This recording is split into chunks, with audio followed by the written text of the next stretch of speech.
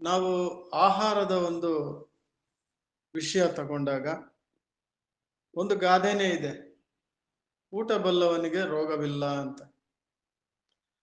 ಅಂದ್ರೆ ಊಟಕ್ಕೂ ರೋಗಕ್ಕೂ ಏನ್ ಸಂಬಂಧ ಅಂತ. ನಾವು ಮಾಡುವಂತ ಊಟ ಏನಿದೆಯಲ್ಲ, ಅದು ಸೀದಾ ನೇರವಾಗಿ ಅದು ನಮ್ಮ ಮನಸ್ಸಿಗೆ, ನಮ್ಮ ಮನಬುದ್ಧಿಗಳಿಗೆ ಕನೆಕ್ಟ್ ಆಗತ್ತೆ. ಅನ್ನದಂತೆ ಮನ ಅಂತ ಬಾಬು ಅವ್ರು ಹೇಳ್ತಾರೆ ನಮ್ಗೆ. ಅನ್ನದಂತೆ ಮನ. ಈಗ ಯಾರಾದ್ರೂ ಸಿಡ್ಕಾಗಿ ಆಡ್ತಿರ್ತಾರೆ, ಉದಾಹರಣೆಗೆ ಲೌಕಿಕದಲ್ಲಿ ತಗೊಳ್ಳಿ, ಎಲ್ಲೇ ತಗೊಳ್ಳಿ, ಲೌಕಿಕವಾಗೇ ತಗೋಬಹುದು. ಸಿಡ್ಕಾಗಿ ಆಡ್ತಿದ್ರೆ ಏನ್ ಹೇಳ್ತೀವಿ, ಯಾರ ಕೈಯಲ್ಲಿ ತಿಂದೆ ಊಟ ಅಪ್ಪ ಇವತ್ತು ಅಂತ ಕೇಳ್ತಾರೆ.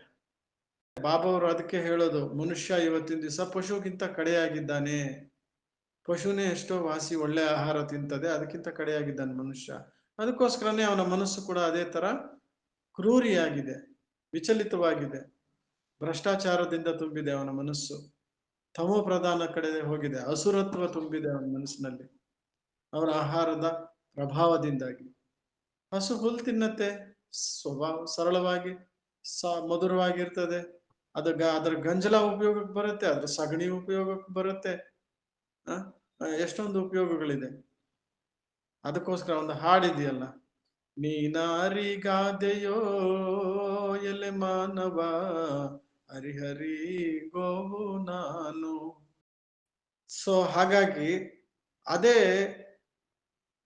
ಈಗ ಒಂದು ಹುಲ್ಲು ತಿನ್ನುವಂತಹ, ಸಸ್ಯಾಹಾರವನ್ನು ತಿನ್ನುವಂತಹ ಯಾವುದೇ ಪಶು ಪಕ್ಷಿ ಪ್ರಾಣಿಗಳ ಒಂದು ಅದರ ಮಲಮೂತ್ರಗಳು ಕೂಡ ಔಷಧಕ್ಕೆ ಬಳಸೋ ಮಟ್ಟಕ್ಕಿರ್ತದೆ. ಸೊ ಮನುಷ್ಯ ಇವತ್ತೆಷ್ಟು ತಮೋಪ್ರಧಾನ ಆಗಿದ್ದಾನೆ ಅಂತಂದ್ರೆ ಅವನ ಮಲಮೂತ್ರಗಳು ಕೂಡ ಅಷ್ಟು ಹೇಸಿಗೆ ಆಗಿದೆ. ಯಾಕೆಂದ್ರೆ ಇದೆಲ್ಲದಕ್ಕೂ ಕಾರಣ ಮೂಲ ಆಹಾರ ಆಹಾರ ಆಹಾರ. ಇದೇ ಮೇನ್ ಸಬ್ಜೆಕ್ಟ್. ಬ್ರಹ್ಮ ಭೋಜನದ ವಿಷಯಕ್ಕಿಂತ ಹೋಗಕ್ಕಿಂತ ಮುಂಚೆ ನಾನು ಕೆಲವೊಂದು ವಿಚಾರಗಳನ್ನ ತಮ್ಮ ಜೊತೆ ಶೇರ್ ಮಾಡ್ಕೊಳಕ್ ಇಷ್ಟಪಡ್ತೀನಿ. ಸೊ ಹಾಗಾಗಿ ಅದೇ ಕ್ರೂರ ಮೃಗಗಳು, ಮಾಂಸಾಹಾರವನ್ನ ಭಕ್ಷಿಸುವಂತಹ ಕ್ರೂರ ಮೃಗಗಳು, ಅವುಗಳ ವರ್ತನೆ ಹೇಗಿರ್ತದೆ, ಅವುಗಳ ಒಂದು ಸಂಸ್ಕಾರ ಹೇಗಿರ್ತದೆ, ಅದರ ಒಂದು ಇದು ಹೇಗಿರ್ತದೆ. ಈಗ ಒಂದು ಹಸು ಕಂಡ್ರೆ, ಒಂದು ಜಿಂಕೆ ಇದೆ, ಎಷ್ಟು ಪ್ರೀತಿಯಿಂದ ಅದನ್ನ ನೀವು ಹತ್ರ ಹೋಗ್ತೀರಿ, ಮುದ್ದಾಡ್ತೀರಿ. ಒಂದು ಹಸು ಹತ್ರ ಎಷ್ಟು ಪ್ರೀತಿಯಿಂದ ಹೋಗ್ತೀರಿ, ಅದನ್ನು ಪೂಜೆ ಮಾಡ್ತೀರಿ ಭಕ್ತಿ ಮಾರ್ಗದಲ್ಲಿ. ಅದೇ ಕ್ರೂರ ಮೃಗಗಳು ಬಂದಾಗ ಓಡೋಗ್ತೀರಿ, ದೂರ ಓಡೋಗ್ತೀರಿ, ಭಯ, ಹೆದರಿಕೆ. ಹೀಗೆ ಆಹಾರದ ಒಂದು ಪ್ರಭಾವ ಅನ್ನುವಂಥದ್ದು ಪಶು ಪಕ್ಷಿಗಳ ಮೇಲೆ, ಮಾನವನ ಮೇಲೆ, ಎಲ್ಲ ಮನುಕುಲದ ಮನಸ್ಸಿನ ಮೇಲೆ ಅನ್ನೋದು ಅಷ್ಟು ಪ್ರಭಾವ ಇದೆ. ಸೊ ನಾವೆಲ್ಲ ಕೂಡ ಭಗವಂತನ ಮಕ್ಕಳಾಗಕ್ ಮುಂಚೆ ಏನ್ ಮಾಡ್ತಿದ್ವಿ, ಹೋಟೆಲಲ್ಲಿ ತಿಂತಿದ್ವಿ, ನಾನ್ ವೆಜ್ ತಿಂತಿದ್ವಿ, ಈರುಳ್ಳಿ ಬೆಳ್ಳುಳ್ಳಿ ತಿಂತಿದ್ವಿ, ಏನೇನೋ ತಿಂತಿದ್ವಿ ಒಟ್ನಲ್ಲಿ. ಸೊ ಅದಕ್ಕೆ ತಕ್ಕ ಹಾಗೆ ನಮ್ಮ ಮನಸ್ಸು ಕೂಡ ಇತ್ತು. ಯಾರು ಭಗವಂತನ ಮಕ್ಕಳಾಗಿ ಮುಂಚೆ ಏನೆಲ್ಲ ತಿಂತಿದ್ದವರು ಭಗವಂತನ ಮಕ್ಕಳಾಗಿ ನಂತರ ಸಾತ್ವಿಕ ಆಹಾರಕ್ಕೆ ಬಂದಿರ್ತಾರೋ ಅಂತ ಅವ್ರಿಗೆ ಇದರ ಡಿಫರೆನ್ಸ್ ತುಂಬಾ ಚೆನ್ನಾಗಿ ಗೊತ್ತಾಗುತ್ತೆ. ಮುಂಚೆಯಿಂದ ನಾನ್ ವೆಜ್ ತಿನ್ಕೊಂಡ್ಬಂದು ಭಗವಂತನ ಮಕ್ಕಳಾದ್ಮೇಲೆ ನಾನ್ ವೆಜ್ ಬಿಟ್ಟು ಸಸ್ಯಾಹಾರಕ್ಕೆ ಬಂದವ್ರಿಗಂತೂ ಇದ್ರ ಡಿಫರೆನ್ಸ್ ತುಂಬಾ ಚೆನ್ನಾಗಿ ಗೊತ್ತಾಗುತ್ತೆ. ಯಾರು ಮುಂಚೆಯಿಂದ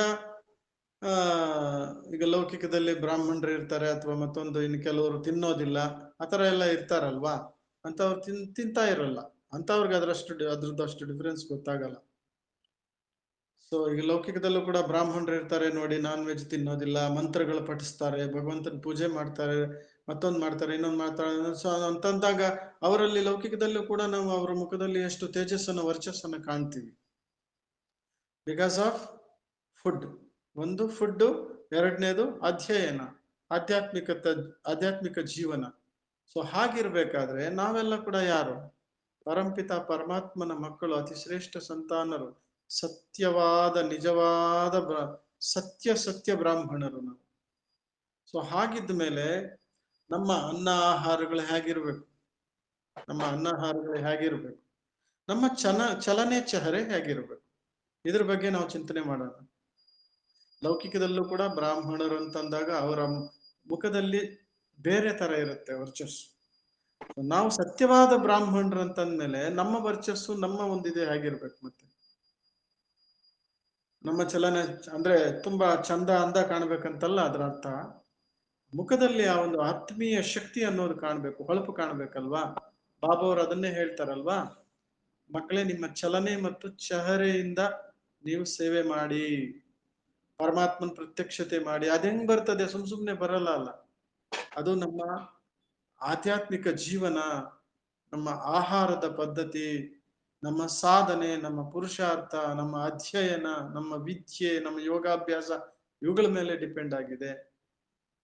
ಅದರಂತೆ ನಮ್ಮಲ್ಲಿ ಆ ಒಂದು ಇದು ಕಾಣುತ್ತೆ. ಯಾಕಂದ್ರೆ ಬ್ರಹ್ಮ ಬಾಬಾ ಅವ್ರಿಗೆ ಆಗ್ಲೇ ಎಷ್ಟು ವಯಸ್ಸಾಗಿತ್ತು? 60 ಮೇಲೆ ಜ್ಞಾನದಲ್ಲಿ ಬಂದಿದ್ದವರು. 90ನೇ ವಯಸ್ಸು, ಅಷ್ಟು ವಯಸ್ಸಾಗಿದ್ರು ಕೂಡ ಅವ್ರ ಚೆಹರೆಯಲ್ಲಿ ಎಷ್ಟು ಆತ್ಮೀಯ ಹೊಳಪಿತ್ತಂದ್ರೆ ಅಷ್ಟು ಹೊಳಪಿತ್ತಂತೆ ಬ್ರಹ್ಮ ಬಾಬಾ ಅವ್ರ ಚೆಹರೆ. ನಮ್ಮ ದಾದಿಯರ್ನಂತೂ ನಾವು ಹತ್ರದಿಂದ ನೋಡಿದ್ದೀವಿ, ಲಾಸ್ಟ್ ಟೈಮ್ ಡಿಸ್ಕಸ್ ಮಾಡಿದೆ. ಎಷ್ಟು ರೂಹಾನಿಯತ್ ಇರೋದು ಅವರಲ್ಲಿ, ಎಷ್ಟು ಪವರ್ಫುಲ್. ಒಂದು ಅವ್ರ ಕಣ್ಣುಗಳು ಒಳ್ಳೆ ಜಾದು ಡಬ್ಬಿಗಳ ತರ ಇರೋ. ಸೊ ಅದು ಹೇಗ್ ಬರ್ತದೆ? ನಮ್ಮ ಒಂದು ಪವಿತ್ರ ಜೀವನದಿಂದ. ಇನ್ನೊಂದು ಪವಿತ್ರ ಜೀವನ, ಇನ್ನೊಂದು ಆಧ್ಯಾತ್ಮಿಕ ಸಾಧನೆ, ಶುದ್ಧವಾದ ಜೀವನ, ಶುದ್ಧವಾದ ಆಹಾರ, ಶುದ್ಧವಾದ ಸಂಕಲ್ಪ, ಇದರಿಂದ ಹಾಗೆ ನಮ್ಗೆ ವ್ಯತ್ಯಾಸ ಗೊತ್ತಾಗತ್ತೆ. ಆಹಾರ ಅನ್ನೋದು ಎಷ್ಟು ಮುಖ್ಯ. ನಮ್ಮ ಆಹಾರ ಅನ್ನದಂತೆ ಮನಸ್ಸು, ಅನ್ನದಂತೆ ಮನ, ಮನದಂತೆ ಜೀವನ. ಸೊ ಜೀವನದಂತೆ ನಮ್ಮ ಚಲನೆ ಚಹರೆ. ಸೊ ಈ ರೀತಿ ಬಾಬಾರವರು ನಮಗೆ ಅನ್ನದ ಬಗ್ಗೆ ಎಷ್ಟೊಂದು ಹೇಳ್ತಾ ಬರ್ತಾರೆ. ಸೊ ನಾವು ಕೂಡ ಭಗವಂತನ ಮಕ್ಕಳಾದ್ಮೇಲೆ ಏನ್ ಮಾಡ್ತೀವಿ? ತಮೋ ಪ್ರಧಾನದ ಆಹಾರದಿಂದ ಏನ್ ಮಾಡ್ತೀವಿ ಅಂತಂದ್ರೆ ಸತೋ ಪ್ರಧಾನದ ಆಹಾರದೆಡೆಗೆ ಶಿಫ್ಟ್ ಆಗ್ತೀವಿ. ಬಾಬಾ ಅವರು ನಮ್ಗೆ ಫಸ್ಟ್ ತಮೋ ಪ್ರಧಾನ ಆಹಾರ ಬಿಡಿಸ್ತಾರೆ, ರಜೋ ಪ್ರಧಾನದ ಆಹಾರನೂ ಬಿಡಿಸ್ತಾರೆ, ಸತೋ ಪ್ರಧಾನದ ಆಹಾರದ ಕಡೆಗೆ ನಾವು ಶಿಫ್ಟ್ ಆಗ್ತೀವಿ, ಬರ್ತಾ ಹೋಗ್ತೀವಿ. ತಮೋ ಪ್ರಧಾನದ ಆಹಾರ ಅಂತಂದ್ರೆ ಯಾವುದು? ಬಹಳ ಪ್ರಮುಖವಾಗಿ ಮಾಂಸಾಹಾರವೇ ತಮೋ ಪ್ರಧಾನದ ಆಹಾರ. ಅದು ಮದ್ಯ ಮಾಂಸ, ಇದು ಅಸುರರ ಆಹಾರ ಅಂತ ಶಾಸ್ತ್ರದಲ್ಲೂ ಹೇಳಲ್ಪಟ್ಟಿದೆ. ದೇವತೆಗಳ ಆಹಾರ ಹಣ್ಣು ಮತ್ತು ಹಾಲು, ಇದು ದೇವತೆಗಳ ಆಹಾರ. ಇದು ಶಾಸ್ತ್ರದಲ್ಲೂ ನಾವು ನೈವೇದ್ಯಕ್ಕಿಡುವಾಗ್ಲೂ ಹಣ್ಣು ಹಾಲನ್ನೇ ಇಡ್ತೀವಿ ದೇವತೆಗಳಿಗೆ. ಸೊ ಇವನ್ ಈರುಳ್ಳಿ ಬೆಳ್ಳುಳ್ಳಿಯಲ್ಲಿ ಮಾಡಿರೋದು ಇಡೋದಿಲ್ಲ. ಇನ್ನು ಕೆಲವು ದೇವತೆಗಳಿದ್ದಾರೆ, ಮಾರಮ್ಮ ಕಾಳಮ್ಮ ಯಾರ್ಯಾರು, ಅವ್ರಿಗೆ ಬಲಿ ತಗೊಂತಾರ. ಅವ್ರದ್ದು ಪುರುಷಾರ್ಥ ಬೇರೆ, ನಾನು ಹೇಳೋದು ಬೇರೆ. ಸೊ ಈ ರೀತಿ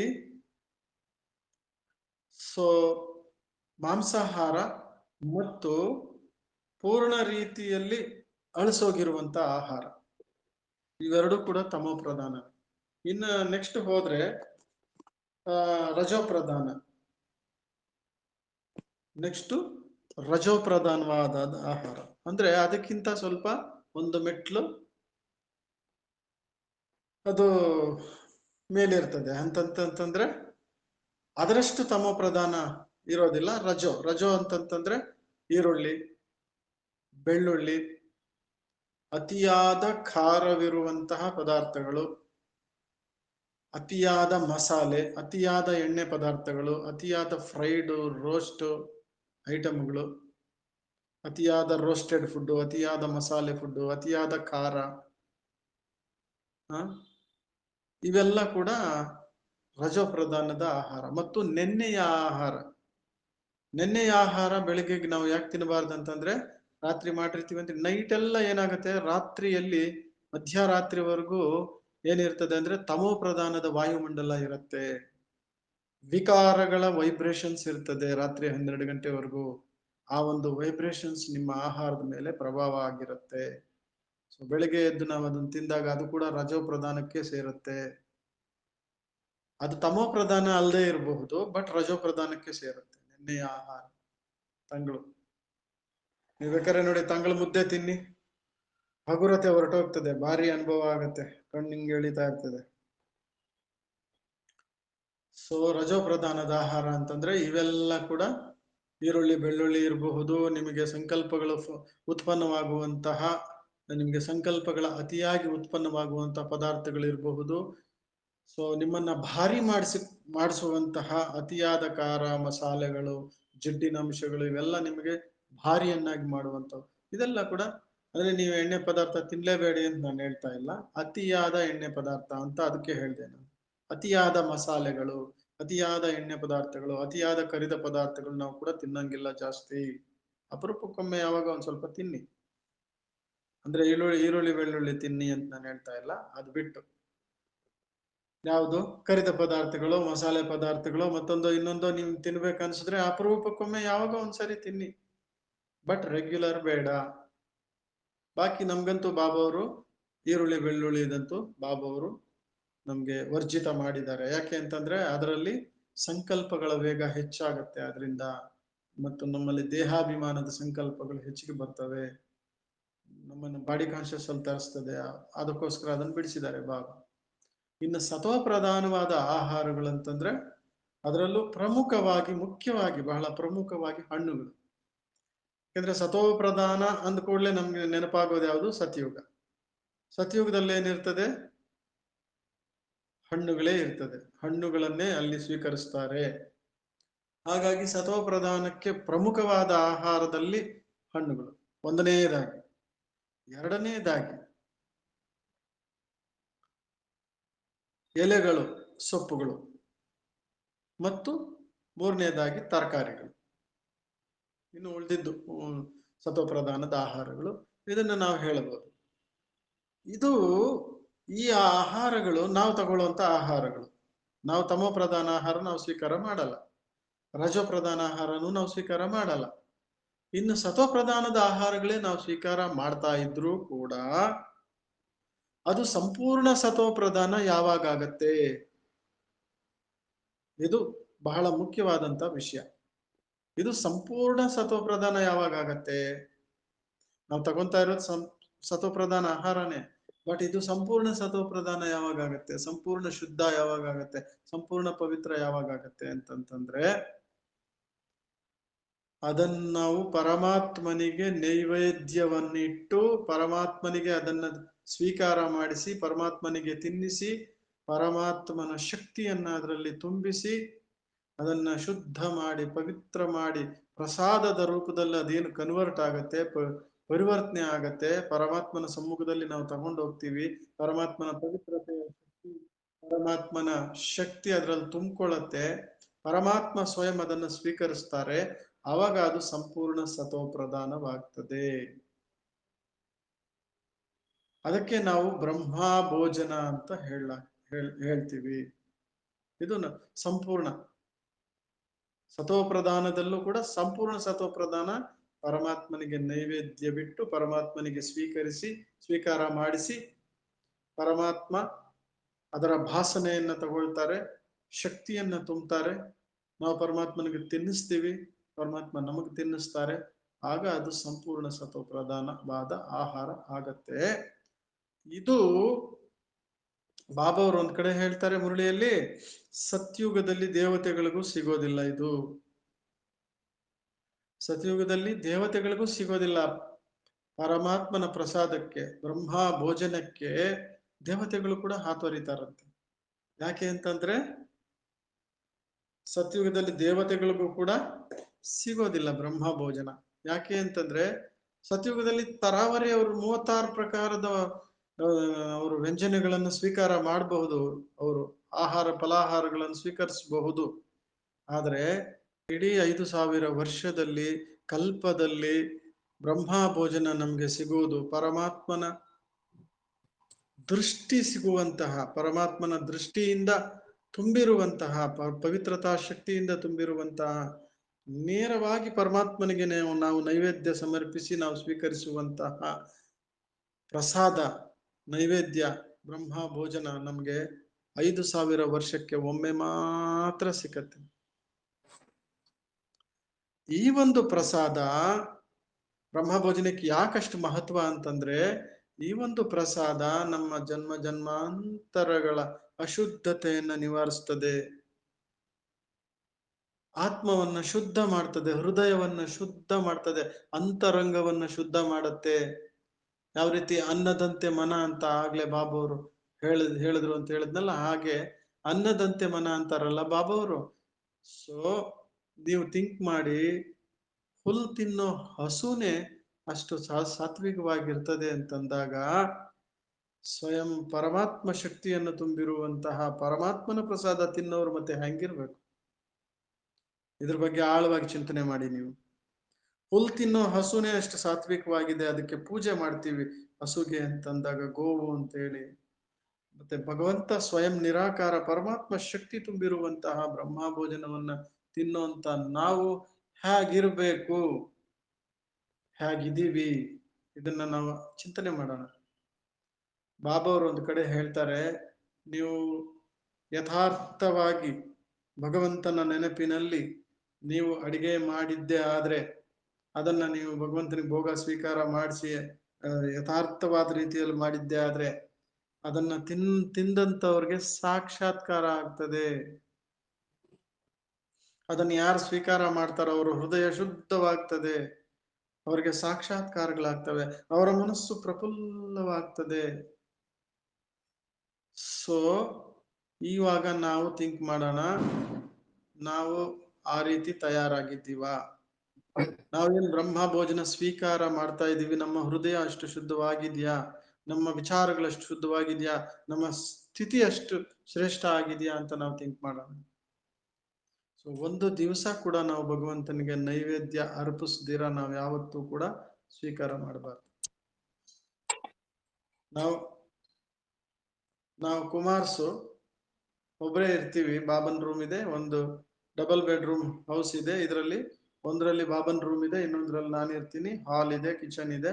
ಸೊ ಇಲ್ಲಿ ನಾವು ಬಾಬಾ ನಾವು ಬಿಟ್ರೆ ಇನ್ಯಾರಿಲ್ಲ. ಕುಮಾರ್ಸು ನಾವು ಬಾಬಾ ಅವ್ರಿಗೆ ನಾವು ಅಡಿಗೆ ಮಾಡಿ ಬಾಬಾ ಅವ್ರಿಗೆ ಭೋಗ ಇಟ್ಟು ಸ್ವೀಕಾರ ಮಾಡೋದು. ಬಾಬಾ ಅವ್ರಿಗೆ ಭೋಗ ಇಡ್ದಿರ ನಾವ್ ಯಾವತ್ತೂ ಸ್ವೀಕಾರ ಮಾಡಲ್ಲ, ಎಷ್ಟೇ ಬ್ಯುಸಿ ಇದ್ರು ಕೂಡ. ಇದರಿಂದ ಏನಾಗುತ್ತೆ ಅಂತಂದ್ರೆ ನಮ್ಗೆ ಬಹಳ ಬಹಳ ಬಹಳ ಬಹಳ ಹೆಲ್ಪ್ ಆಗುತ್ತೆ. ಸ್ವಯಂ ನನ್ನ ಅನುಭವ ಹೇಳ್ತೀನಿ. ಸೊ ತಾವೆಲ್ಲ ಕೂಡ ಅನುಭವ ಸಾಕಷ್ಟು ಮಾಡಿದ್ದೀರಿ. ಸೊ ನನ್ನ ಅನುಭವ ಶೇರ್ ಮಾಡೋದಾದ್ರೆ, ಬಾಬಾ ಅವ್ರಿಗೆ ನಾನು ಭೋಗ ಇಡುವಾಗ ಸೊ ಎಲ್ಲ ವಿಚಾರಗಳು ನನ್ನ ಮುಂದೆ ಪ್ರೆಸೆಂಟ್ ಸಿಚುವೇಶನ್ ಅಲ್ಲಿ ಏನೇನು ವಿಚಾರಗಳಿದೆ, ಯಾವ ಪರಿಸ್ಥಿತಿಗಳಿದೆ, ಏನೇನು ವಿಘ್ನಗಳಿದೆ, ಏನೇನು ಪರೀಕ್ಷೆಗಳಿದೆ, ಯಾವ ಮಾತುಗಳಿದೆ, ಎಲ್ಲವೂ ಕೂಡ ಸ್ವಾಹ ಆಗ್ಬಿಡ್ತದೆ. ಭೋಗ ಇಡಕ್ ಮುಂಚೆ ಫಸ್ಟ್ ಎಲ್ಲ ನಮ್ಮ ವಿಚಾರಗಳನ್ನ ಬಾಬಾ ಅವ್ರ ಮುಂದೆ ಸಮರ್ಪಣೆ ಮಾಡ್ಬಿಡ್ತೀವಿ, ಹಗೂರ ಆಗ್ಬಿಡ್ತೀವಿ. ನಂತರ ಬಾಬಾ ಅವ್ರ ಮುಂದೆ ತಗೊಂಡು ಹೋಗ್ತೀವಿ. ಬಾಬಾ ಅವರು ವಾಸನೆ ತಗೊಂತಾರೆ, ಶಕ್ತಿ ತುಂಬ್ತಾರೆ. ನಾವು ಬಾಬಾ ಅವ್ರಿಗೆ ಏನ್ ಮಾಡ್ತೀವಿ, ಪ್ರೀತಿಯಿಂದ ತಿನ್ನಿಸ್ತೀವಿ. ನೀವು ತಿನ್ಸಿ ಬಾಬಾ ಅವ್ರಿಗೆ, ನಿಮ್ ಫ್ರೆಂಡ್ಗೆ ತಿನ್ನಿಸ್ತಿರಲ್ಲ ಅಂತ ತಿನ್ಸಿ. ಅಥವಾ ಬಾಬಾ ಅವ್ರನ್ನ ನಿಮ್ಮ ಮಗು ಮಾಡ್ಕೊಳ್ಳಿ, ನೀವು ತಾಯಿಯಾಗಿ ಮಗುಗ್ ತಿನ್ಸಿ. ಬಾಬಾ ನನ್ನ ಮಗು ತಿನ್ಸಿ, ನಿಮ್ ತಾಯಿಗೆ ತಿನ್ಸಿ, ನಿಮ್ ತಂದೆಗೆ ತಿನ್ಸಿ, ನಿಮ್ ಮಗುಗ್ ತಿನ್ಸಿ, ನಿಮ್ ಫ್ರೆಂಡ್ಗೆ ತಿನ್ಸಿ.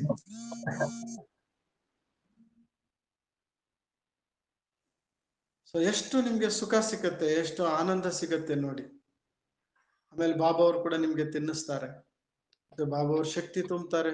ನೀವು ಸ್ವಯಂ ಪರಮಾತ್ಮ ಈಶ್ವರ ಭಗವಂತ ಪರಮಾತ್ಮ ಸ್ವಯಂ ನೀವು ಮಾಡಿರೋ ಆಹಾರವನ್ನು ಸ್ವೀಕರಿಸ್ತಾರೆ ಅಂತಂದ್ರೆ ಇದಕ್ಕಿನ್ನ ದೊಡ್ಡ ವಿಷಯ, ಗ್ರೇಟ್ ಮಹಾನ್ ವಿಷಯ ಈ ಭೂಮಿ ಮೇಲೆ ಇನ್ಯಾವ್ದಾದ್ರು ಇದೆಯಾ? ಭಕ್ತಿ ಮಾರ್ಗದಲ್ಲಿ ನಾವೇನೇನೋ ಚಿತ್ರಾನ್ನ ಪತ್ರಾನ್ನ ಏನೋ ಮಾಡಿ ಎತ್ಕೊಂಡು ಹೋಗ್ತೀವಿ, ಪೊಂಗಲ್ ಮಾಡಿ ಎತ್ಕೊಂಡು ಹೋಗ್ತೀವಿ, ಮತ್ತೊಂದು ಮಾಡಿ ಎತ್ಕೊಂಡು ಹೋಗ್ತೀವಿ, ಅಥವಾ ಹಣ್ಣುಗಳು ಎತ್ಕೊಂಡು ಹೋಗ್ತೀವಿ, ಅಲ್ಲಿ ಇಡ್ತೀವಿ, ಆ ಮೂರ್ತಿ ಮುಂದೆ ಇಡ್ತೀವಿ, ಕಲ್ಲಿನ ಮೂರ್ತಿ ಮುಂದೆ ಇಡ್ತೀವಿ, ಅಲ್ಲಿ ನೈವೇದ್ಯಕ್ಕೆ ಇಡ್ತೀವಿ. ನೈವೇದ್ಯಕ್ಕೆ ಇಡ್ತೀವಿ, ನಮಸ್ಕಾರ ಮಾಡ್ತೀವಿ, ಅರ್ಪಣೆ ಸಮರ್ಪಣೆ ಮಾಡ್ತೀವಿ, ನಾವು ಭಾವನೆಯಿಂದ ಭಕ್ತಿಯಿಂದ ನಾವು ಅದನ್ನ ಇಡ್ತೀವಿ. ಆದ್ರೆ ಕಲ್ಲಿನ ಮೂರ್ತಿ ಸ್ವೀಕಾರ ಮಾಡತ್ತಾ? ಸ್ವೀಕಾರ ಮಾಡಲ್ಲ. ಆ ಕಲ್ಲಿನ ಮೂರ್ತಿ ಶಕ್ತಿ ತುಂಬತ್ತಾ ಆಹಾರಕ್ಕೆ? ಇಲ್ಲ. ಕಲ್ಲಿನ ಮೂರ್ತಿ ಶಕ್ತಿ ತುಂಬತ್ತಾ? ಇಲ್ಲ. ಆಹಾರಕ್ಕೆ ಶಕ್ತಿ ತುಂಬಲ್ಲ. ಸ್ವೀಕರಿಸ್ತದ? ಇಲ್ಲ.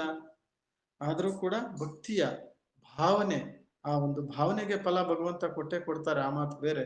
ಒಂದು ಜನ್ಮದ ಫಲ ಭಕ್ತಿಯಲ್ಲಿ, ಒಂದು ಜನ್ಮದ ಫಲ ಜ್ಞಾನ ಮಾರ್ಗದಲ್ಲಿ 21 ಜನ್ಮದ ಫಲ. ಸೊ ಆ ರೀತಿ ಭಕ್ತಿ ಮಾರ್ಗದಲ್ಲಿ ನಾವು ಇಡ್ತೀವಿ, ನೈವೇದ್ಯಕ್ಕೆ ಇಡ್ತೀವಿ, ಸಮರ್ಪಣೆ ಮಾಡ್ತೀವಿ, ಇದೆಲ್ಲ ಮಾಡ್ತೀವಿ. ಆದ್ರೆ ಭಗವಂತ ಅಲ್ಲೇನು ಸ್ವೀಕಾರ ಮಾಡಲ್ಲ, ಆ ಮೂರ್ತಿ ಏನು ಸ್ವೀಕಾರ ಮಾಡಲ್ಲ. ಮೂರ್ತಿ ನಿಮ್ಗೆ ಶಕ್ತಿ ತುಂಬಲ್ಲ. ಬಟ್ ನೀವೇನ್ ಭಾವನೆ ಇಡ್ತೀರಾ ಆ ಭಾವನೆಗೆ ಫಲ ಸಿಕ್ಕತ್ತೆ ಖಂಡಿತ, ಇಲ್ಲ ಅಂತ ನಾನು ಹೇಳಲ್ಲ. ಆದ್ರೆ ಇಲ್ಲಿ ನೋಡಿ, ಸ್ವಯಂ ಈಶ್ವರ ಪರಮಾತ್ಮನ ಸಮ್ಮುಖದಲ್ಲಿ ನಮಗೋಸ್ಕರ ಬಂದಿದ್ದಾರೆ 5,000 ವರ್ಷಕ್ಕೊಮ್ಮೆ ತಂದೆ ಪರಮಾತ್ಮ ಸ್ವಯಂ. ಸೊ ಅವ್ರ ಮುಂದೆ ನಾವು ಬಿಡ್ತೀವಿ ಭೋಗವನ್ನ. ಸ್ವಯಂ ನೇರವಾಗಿ ಪರಮಾತ್ಮನಿಗೆ ಸಮರ್ಪಣೆ ಮಾಡ್ತೀವಿ. ಸೊ ಅದಕ್ಕೇನ್ ಮಾಡ್ಬೇಕು ನಾವು? ಎಷ್ಟೆಷ್ಟು ಸಾಧ್ಯನೋ ಅಷ್ಟೆಷ್ಟು ಭಗವಂತನಿಗೆ ನಾವು ನೈವೇದ್ಯ ಸಮರ್ಪಣೆ ಮಾಡುವಂತಹ ಸಂದರ್ಭದಲ್ಲಿ ಅಡಿಗೆ ಮಾಡುವಾಗ ಸ್ವಚ್ಛತೆ ಶುದ್ಧತೆಯನ್ನ ಕಾಪಾಡ್ಕೊಳ್ತಾ ಭಗವಂತನ ನೆನಪಿನಲ್ಲಿ ಎಷ್ಟು ಸಾಧ್ಯನೋ ಅಷ್ಟು ಭಗವಂತನ ನೆನಪಿನಲ್ಲಿ ಮಾಡ್ತಾ ಮತ್ತೆ ಅದನ್ನ ಪ್ರೀತಿಯಿಂದ ಭಗವಂತನಿಗೆ ನೈವೇದ್ಯ ಇಟ್ಟು ನಮ್ಮ ಎಲ್ಲ ವಿಚಾರಗಳನ್ನ ಕೂಡ ಭಗವಂತನಿಗೆ ಭೋಗ ಸಮರ್ಪಣೆ ಮಾಡಿಬಿಟ್ಟು ಭಗವಂತನಿಗೆ ಪ್ರೀತಿಯಿಂದ ತಿನ್ನಿಸಿ ಅದನ್ನ ನಾವು ಸ್ವೀಕಾರ ಮಾಡುವಂತಹ ಪ್ರಾಕ್ಟೀಸು ಹೆಚ್ಚಿನ ರೀತಿಯಲ್ಲಿ ಮಾಡ್ಬೇಕು. ನಾವು ಬಹಳ ಕೇರ್ಫುಲ್ ಆಗಿ ಮಾಡ್ಬೇಕು. ನಾನು ಆಕ್ಚುಲಿ ಈಗ ಸರ್ಕಮ್ಸ್ಟೆನ್ಸಸ್ ಅನ್ಸಾರ ಯಾರನ್ನ ಇದ್ರೆ ಮಾತಾಡ್ತೀನಿ ಅಡಿಗೆ ಮಾಡುವಾಗ. ಮುಂಚೆ ನಾನು ಅಡಿಗೆ ಮಾಡುವಾಗ ಯಾರ ಜೊತೆ ಮಾತಾಡ್ತಾ ಇರ್ಲಿಲ್ಲ. ಇನ್ನೂ ಚೆನ್ನಾಗಿ ಒಳ್ಳೆ ಇತ್ತು ಅವಾಗ. ಒಂದು ಅನುಭವ ಬಹಳ ಚೆನ್ನಾಗಿ. ಅಡಿಗೆ ಮಾಡುವಾಗ ಯಾರ ಜೊತೆ ಮಾತಾಡೋದು, ಫುಲ್ ಎಕ್ದಮ್ ಸೈಲೆಂಟ್. ಸೊ ಅವಾಗ ಇನ್ನೂ ಶಕ್ತಿಶಾಲಿ ಆಗಿರ್ತದೆ. ಇನ್ನು ಜೈನ್ಸ್ ನೀವು ನೋಡಿರ್ಬಹುದು, ಮುಖಕ್ಕೆ ಅಡಿಗೆ ಮಾಡುವಾಗ ಬಟ್ಟೆ ಕಟ್ಕೊಂಡ್ಬಿಡ್ತಾರೆ. ಅಡಿಗೆ ಮಾಡುವಾಗ ಬಟ್ಟೆ ಕಟ್ಕೋತಾರೆ ಮುಖಕ್ಕೆ. ಯಾಕೆ ಗೊತ್ತಾ? ಮಾತನಾಡಬಾರ್ದು ಅಂತ ಒಂದು ವೇಳೆ ಮಾತನಾಡಿದ್ರು ಕೂಡ ನಾವು ಮಾತನಾಡುವಾಗ ಅದು ಆ ಉಗುಳು ಇದೆಯಲ್ಲ, ಉಸುರು, ಬಾಯಿಂದ ಬರುವಂತ ಉಸುರು, ಎಂಜಲು ಅಥವಾ ಉಗುಳು, ಅದು ಆಹಾರದಲ್ಲಿ ಬೀಳತ್ತೆ. ಅದನ್ನ ಪರಮಾತ್ಮನಿಗೆ ನಾವು ನೈವೇದ್ಯ ಸ್ವೀಕಾರ ಮಾಡ್ಸಕ್ಕಾಗಲ್ಲ. ಅದಕ್ಕೋಸ್ಕರನೇ ಅಡಿಗೆ ಮಾಡುವಾಗ ನಾವು ತುಂಬಾ ಮಾತನಾಡಕ್ ಹೋಗ್ಬಾರ್ದು. ಸೊ ಅದು ಕೂಡ ಇದಾಗತ್ತೆ. ಸೊ ಹಾಗಾಗಿ ಇಷ್ಟು ನಾವು ಶಾಂತ ರೀತಿಯಲ್ಲಿ ಮೌನದಲ್ಲಿ ಶಾಂತ ಚಿತ್ತರಾಗಿ,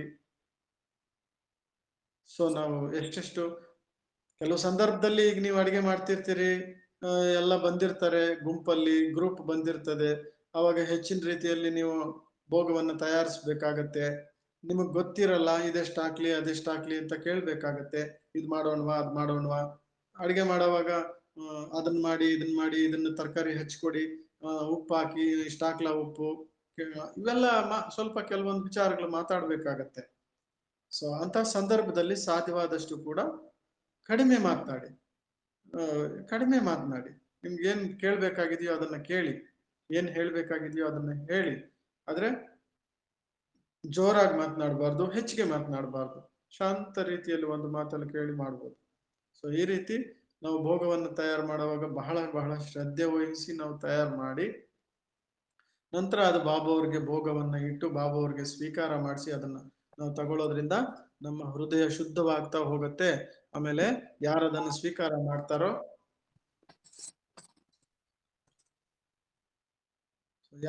ಸ್ವೀಕಾರ ಮಾಡ್ತಾರೋ ಅವರ ಒಂದು ಹೃದಯ ಕೂಡ ಶುದ್ಧವಾಗ್ತಾ ಹೋಗುತ್ತೆ ಅಂತ ಬಾಬಾ ಅವರು ನಮ್ಗೆ ತಿಳಿಸಿದ್ದಾರೆ. ಸೊ ಇಲ್ಲೇನಾಗತ್ತೆ ಅಂತಂದ್ರೆ ಎಷ್ಟೆಷ್ಟು ನಾವು ಅಂತಹ ಒಂದು ಶಕ್ತಿಶಾಲಿ ಬ್ರಹ್ಮ ಭೋಜನವನ್ನು ಸ್ವೀಕಾರ ಮಾಡ್ತಾ ಹೋಗ್ತೀವೋ ಅಷ್ಟಷ್ಟು ನಮ್ಮ ಸ್ಥಿತಿ ಹೃದಯ ಶುದ್ಧವಾಗ್ತಾ ಹೋಗುತ್ತೆ, ನಮ್ಮ ಮನಸ್ಸು ಶಕ್ತಿಶಾಲಿ ಆಗ್ತಾ ಹೋಗುತ್ತೆ, ನಮ್ಮ ಸ್ಥಿತಿ ಕೂಡ ಶ್ರೇಷ್ಠವಾಗ್ತಾ ಹೋಗುತ್ತೆ. ಒಬ್ರು ಕುಮಾರ್ ಇದ್ರು, ಅವ್ರ ಮನೆಯಲ್ಲಿ ಅವ್ರ ಅಣ್ಣ ಅತ್ತಿಗೆ ಇದ್ರು, ತಾಯಿ ತಂದೆ ಇರ್ಲಿಲ್ಲ. ಅವ್ರ ಕೈಯಲ್ಲಿ ಊಟ ಮಾಡೋರು.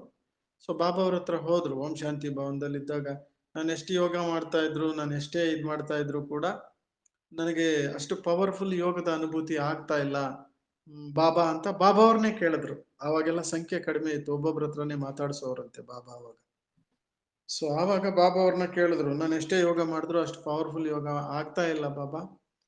ಅದಕ್ಕೆ ಬಾಬಾ ಅವ್ರು ಹೇಳಿದ್ರಂತೆ, ತ್ರಿಕಾಲದರ್ಶಿ ಅಲ್ವಾ ಬಾಬಾ, ಅದಕ್ಕೆ ಬಾಬಾ ಹೇಳಿದ್ರಂತೆ, ಇನ್ನು ಮೇಲೆ ನೀನ್ ಯಾರ ಕೈಯಲ್ಲಿ ತಿನ್ಬೇಡ, ನಿನ್ನ ಸ್ವಂತ ಕೈಯಿಂದ ಅಡಿಗೆ ಮಾಡ್ಕೊಂಡು ತಿನ್ನು, ಸರೋ ಹೋಗತ್ತೆ ಅಂತ ಹೇಳಿದ್ರಂತೆ. ಸರ್ ಅವ್ರು ಅಲ್ಲಿಂದ ಮಧುಬನದಿಂದ ಬಂದ್ರು, ಬಾಬಾ ಹೇಳಿದಾರಲ್ವಾ, ಸೊ ಸೀರಿಯಸ್ ಆಗಿ ತಗೊಂಡ್ರು ಅದನ್ನ. ಸೊ ಅವ್ರ ಅಣ್ಣ ಅತ್ತಿಗೆ ಅವ್ರಿಗೆ ಹೇಳ್ಬಿಟ್ರು, ನಾನು ಸಪ್ರೇಟ್ ಆಗಿ ಮಾಡ್ಕೊಂತೀನಿ ಅಂತ ಹೇಳ್ಬಿಟ್ಟು ಅವರೊಂದು ಸಪ್ರೇಟ್ ರೂಮ್ ತರ ಅಲ್ಲೇನೆ ಇದ್ ಮಾಡ್ಕೊಂಡ್ಬಿಟ್ಟು ಅವ್ರು ಸಪ್ರೇಟ್ ಆಗಿ ಅಡಿಗೆ ಮಾಡ್ಕೊಂಡು ತಿನ್ಲಿಕ್ಕೆ ಸ್ಟಾರ್ಟ್ ಮಾಡಿದ್ರು. ಸೊ ಯಾವಾಗ ಅವ್ರು ಸಪ್ರೇಟ್ ಆಗಿ ಮಾಡ್ಕೊಂಡು ತಿನ್ಲಿಕ್ಕೆ ಸ್ಟಾರ್ಟ್ ಮಾಡಿದ್ರು, ಸ್ಥಿತಿ ತುಂಬಾ ಚೆನ್ನಾಗಿ ಆಗ್ತಾ ಹೋಯ್ತು. ಆಮೇಲೆ ಅವರು ಅವರ ಲೌಕಿಕ ಪರಿವಾರದಿಂದ ಸ್ವಲ್ಪ ಡಿಟ್ಯಾಚ್ ಆಗ್ತಾ ಹೋದ್ರು. ಡಿಟ್ಯಾಚ್ ಆಗಿ ಅವ್ರು ಸಪ್ರೇಟ್ ಆಗಿ ಕುಮಾರ್ ಸೆಂಟ್ರಿಗೆ ಅಟ್ಯಾಚ್ ಆದ್ರು, ಜಾಸ್ತಿ ಸೆಂಟ್ರಿಗೆ ಹೆಚ್ಚಿಗೆ ಸೆಂಟ್ರಿಗೆ ಅಟ್ಯಾಚ್ ಆಗ್ತಾ ಹೋದ್ರು. ಅವರೇ ಸಪ್ರೇಟ್ ಆಗಿ ಮಾಡ್ಕೊಂತ ಹೋದ್ರು. ಕೊನೆಗೆ ಏನಾಯ್ತು, ಒಂದ್ ದಿವಸ ಅವ್ರು ಮಾಡಿದ್ದನ್ನ ಅವ್ರ ಅಣ್ಣ ಅತ್ತಿಗೆಗೂ ತಿನ್ಸಕ್ ಶುರು ಮಾಡಿದ್ರು. ಕೊನೆಗೆ ಒಂದ್ ದಿವಸ ಏನಾಯ್ತು, ಅವ್ರ ಅಣ್ಣ ಅತ್ತಿಗೆ ಕೂಡ ಜ್ಞಾನದಲ್ಲಿ ಬಂದ್ಬಿಟ್ರು. ನೋಡಿ ಎಷ್ಟು ಪ್ರಭಾವಶಾಲಿಯಾಗಿದೆ. ಅದಕ್ಕೆ ಮಾತೆಯರಿಗೆ ಬಾಬಾ ಅವರು ವಿಶೇಷವಾಗಿ ಕೀ ಕೊಟ್ಟಿದ್ದಾರೆ ಇಲ್ಲಿ, ಕೀ. ಯಾಕಂದ್ರೆ ಮಾತೆಯರೇ ಅಡಿಗೆ ಮಾಡೋದಲ್ವಾ, ನಿಮ್ ಕೈಯಲ್ಲಿ ಕೀ ಇದೆ ಮಕ್ಳೇ ಅಂತಾರೆ. ಮಾತೆಯರು ಎಷ್ಟು ಸೀರಿಯಸ್ ಆಗಿ, ಅಷ್ಟು ನೀವು ಇದನ್ನ ಸೀರಿಯಸ್ ಆಗಿ ತಗೊಂಡು ಎಷ್ಟೆಷ್ಟು ಬಾಬಾ ಅವ್ರ ನೆನಪಿನಲ್ಲಿ ಯೋಗಯುಕ್ತರಾಗಿ ನೀವು ಅಡಿಗೆಯನ್ನ ಮಾಡಿ ಅದನ್ನ ಬಾಬಾ ಅವ್ರಿಗೆ ಭೋಗ ಇಟ್ಟು ನೀವು ನಿಮ್ಮ ಮನೆ ಮಂದಿಗೆ ತಿನ್ನಿಸ್ತೀರೋ, ನಿಮ್ಮ ಮನೆ ಮಂದಿಯವರೆಲ್ಲ ಪರಿವರ್ತನೆ ಆಗ್ತಾರೆ. ಅದು ನಿಮ್ ಕೈಯಲ್ಲಿದೆ. ನಿಮ್ಮ ಶಕ್ತಿಶಾಲಿ ಯೋಗದ ಸ್ಥಿತಿಯ ಆಧಾರದ ಮೇಲೆ ಅದು ಆಧಾರ ಪಟ್ಟಿದೆ. ಈ ರೀತಿ ಬಾಬಾ ಅವ್ರು ನಮ್ಗೆ ತಮೋ ಪ್ರಧಾನ ಆಹಾರಗಳಂತೂ ಬಿಡಿಸಿದ್ದಾರೆ. ಸತೋ ಪ್ರಧಾನದ ಆಹಾರದ ಕಡೆನೆ ನಾವಿದ್ದೀವಿ. ಅದರಲ್ಲೂ ಕೂಡ ನಾವು ಬಾಬಾ ಅವ್ರಿಗೆ ಭೋಗ ಸ್ವೀಕಾರ ಮಾಡಿಸೋ ವಿಷಯದಲ್ಲಿ ಇನ್ನೊಂದ್ ಸ್ವಲ್ಪ ನಾವು ಎಚ್ಚರಿಕೆ ತಗೊಂಡ್ಬಿಟ್ರೆ, ಇನ್ನೊಂದ್ ಸ್ವಲ್ಪ ನಾವು ಯೋಗಯುಕ್ತರಾಗಿ, ಸೂರಜ್ ಭಾಯ್ ಒಂದ್ ಕಡೆ ಹೇಳ್ತಾ ಇದ್ರು, ಅಡಿಗೆ ಮಾಡೋ ಸಮಯದಲ್ಲಿ ನನಗೆ ಸಮಯ ವೇಸ್ಟ್ ಆಗ್ತಾ ಇದೆ ಅಂತ ತಿಳ್ಕೊಬೇಡಿ. ಅಡಿಗೆ ಮಾಡುವಂತಹ ಸಮಯವನ್ನ ನೀವು ತಪಸ್ಸಿನ ಸಮಯ ಅಂತ ತಿಳ್ಕೊಳ್ಳಿ. ತಪಸ್ ಮಾಡ್ತಾ ಇದ್ದೀನಿ ಅಂತ ತಿಳ್ಕೊಳ್ಳಿ, ಅದು ಕೂಡ ತಪಸ್ಸೇ. ಆ ಸಮಯದಲ್ಲಿ ನೀವೆಷ್ಟು ಶಕ್ತಿಶಾಲಿಯಾಗಿ ಸ್ಥಿತಿಯಲ್ಲಿದ್ದು ನೀವು ಮಾಡ್ತೀರೋ ಅದು ತಪಸ್ಸಾಗತ್ತೆ. ಅದನ್ನ ತಿನ್ನೋರು ಕೂಡ ಅವರ ಮನಸ್ಸು ಕೂಡ ಶುದ್ಧವಾಗ್ತಾ ಹೋಗುತ್ತೆ. ಸೊ ಅನೇಕರಿಗೆ ಅನೇಕ ಪ್ರಕಾರದಲ್ಲಿ ಬಾಬಾ ಅವರು ಈ ಒಂದು ಆಹಾರದ ವಿಷಯದಲ್ಲಿ, ಯಾಕಂದ್ರೆ ಸ್ಟಾರ್ಟಿಂಗ್ ಅಲ್ಲಿ ನಾವು ಜ್ಞಾನಕ್ಕೆ ಬಂದು ಹೊಸದ್ರಲ್ಲಿ ನಮ್ಗೂನು ಈ ಆಹಾರದಷ್ಟು ಸ್ಟ್ರಿಕ್ಟ್ ಗೊತ್ತಿರ್ಲಿಲ್ಲ ನಮ್ಗೂನು. ಇನ್ನು ಕೆಲವರು ಹೇಳ್ಬಹುದು, ನಮ್ಗೆ ಮನೆಯಲ್ಲಿ ನಾವು ಸೊಸೆ ಕೈಯಲ್ಲಿ ತಿನ್ಬೇಕಾಗತ್ತೆ ಅಂತ ಕೆಲವರು, ಕೆಲವರು ನಾವು ಅತ್ತೆ ಕೈಯಲ್ಲಿ ತಿನ್ಬೇಕಾಗತ್ತೆ ಅಂತ ಇನ್ನು ಕೆಲವರು ಹೇಳ್ತಾರೆ. ಮನೆಯಲ್ಲಿ ನಾವು ಒಬ್ಬೊಬ್ರೆ ಹಂಗೆಲ್ಲ ಸಪ್ರೇಟ್ ಒಬ್ಬೊಬ್ರಿಗೊಂದೊಂದು ಅಡಿಗೆ ಮಾಡ್ಕೊಳಕ್ ಆಗಲ್ಲ ಅಂತ ಹೇಳ್ತಾರೆ ಇನ್ನು ಕೆಲವರು. ಸೊ ಅಂತವ್ರಿಗೆ ಅವ್ರ ಕೈಯಲ್ಲಿ ತಿನ್ಬೇಕಾಗತ್ತೆ. ಸೊ ಏನು ಮಾಡಕ್ಕಾಗಲ್ಲ. ಸೊ ಬಾಬಾ ಹೇಳ್ತಾರೆ, ದೃಷ್ಟಿ ಕೊಡಿ, ಶಕ್ತಿಶಾಲಿ ದೃಷ್ಟಿ ಕೊಡಿ. ಬಾಬಾ ಅವರ ನೆನಪಿನ ದೃಷ್ಟಿ, ಶಕ್ತಿಶಾಲಿ ದೃಷ್ಟಿಯನ್ನು ಕೊಡಿ, ಪರಿವರ್ತನೆ ಮಾಡ್ಕೊಂಡು ಸ್ವೀಕಾರ ಮಾಡಿ. ಇದು ಎಲ್ರಿಗೂ ಅಪ್ಲೈ ಆಗಲ್ಲ. ಯಾರಿಗೆ ವಿಧಿನೇ ಇಲ್ಲ, ಬಂಧನ ಇದೆ ಅಂತವ್ರಿಗೆ ಹೇಳ್ತಾರೆ ಬಾಬಾ ಅವ್ರು, ಎಲ್ರಿಗೂ ಅಲ್ಲ. ಸೊ ಆ ರೀತಿ ನಾವು ಕೂಡ ಸ್ಟಾರ್ಟಿಂಗ್ ಅಲ್ಲಿ ಆಹಾರದ ವಿಷಯದಲ್ಲಿ ಇನ್ನು ಬಂದು ಹೊಸದು ಹೋಟೆಲ್ ಎಲ್ಲ ತಿಂತಿದ್ವಿ, ನಾನ್ ವೆಜ್ ತಿಂತಿದ್ವಿ. ಸೊ ಆಮೇಲೆ ನನಗೆ ಒಂದು ವಿಷಯ ಬಹಳ ಸ್ಟ್ರಾಂಗ್ ಆಗಿ ಬಾಬಾ ಅವ್ರದ್ದು ಪಾಯಿಂಟ್ ನನಗೆ ಟಚ್ ಆಗೋಯ್ತು. ಏನಂತಂದ್ರೆ, ಕ್ಲಾಸ್ ಮಾಡುವಾಗ ಸೀನಿಯರ್ ಸಿಸ್ಟರ್ ಒಬ್ರು ಕ್ಲಾಸ್ ಮಾಡುವಾಗ ಹೇಳ್ತಿದ್ರು, ಆ ಪಾಯಿಂಟ್ ನನ್ಗೆ ಎಷ್ಟು ಟಚ್ ಆಯ್ತಂದ್ರೆ, ಸತ್ತೋಗಿರುವಂತಹ ಪ್ರಾಣಿಗಳನ್ನು ಎಲ್ಲ ಹಾಕ್ತಾರೆ, ಜೀವಗಳನ್ನ ಸ್ಮಶಾನದಲ್ಲಿ ಹಾಕ್ತಾರೆ. ನೀವು ಪ್ರಾಣಿಗಳನ್ನ ಸಾಯಿಸಿ ಎಲ್ಲಿ ಹಾಕೊಂತೀರಾ? ಹೊಟ್ಟೆಗೆ ಹಾಕೊಂತೀರಾ. ಹಾಗಾದ್ರೆ ನಿಮ್ಮ ಹೊಟ್ಟೆ ಸ್ಮಶಾನವೇ? ಈ ಒಂದು ಪಾಯಿಂಟ್ ನನಗೆ ಬಹಳ ಇದಾಗೋಯ್ತು, ತುಂಬಾ ಟಚ್ ಆಯ್ತು ನನಗೆ. ಹೌದಲ್ವಾ ಅಂತ. ತದನಂತರ ನಾನೇನ್ ಮಾಡಿದೆ ಅಂತಂದ್ರೆ, ನಾನ್ ವೆಜ್ ಅನ್ನ ಬಿಟ್ಬಿಟ್ಟೆ.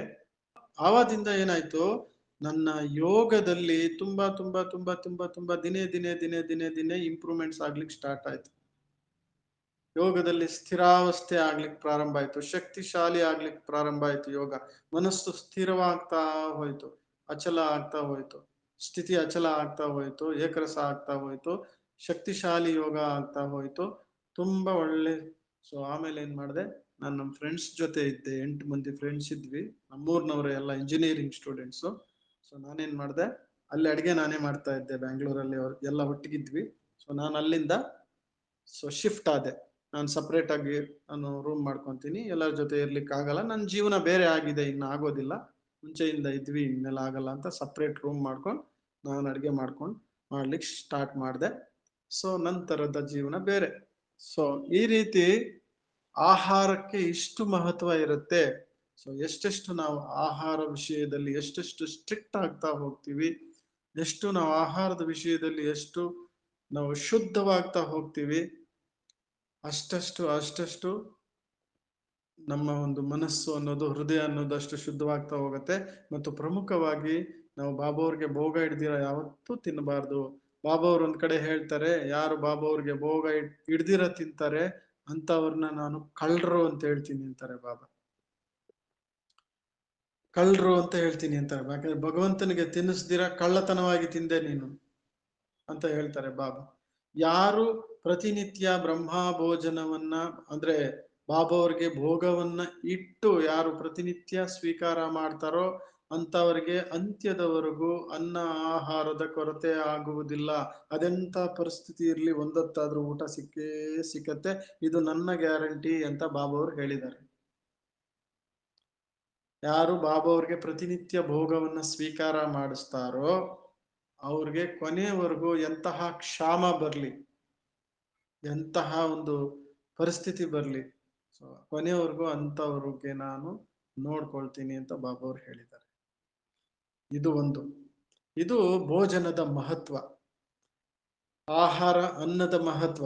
ಸೊ ಬ್ರಹ್ಮ ಭೋಜನದ ಮಹತ್ವ ಅಂದ್ರೆ ಇದು, ಅಂದ್ರೆ ಸ್ವಯಂ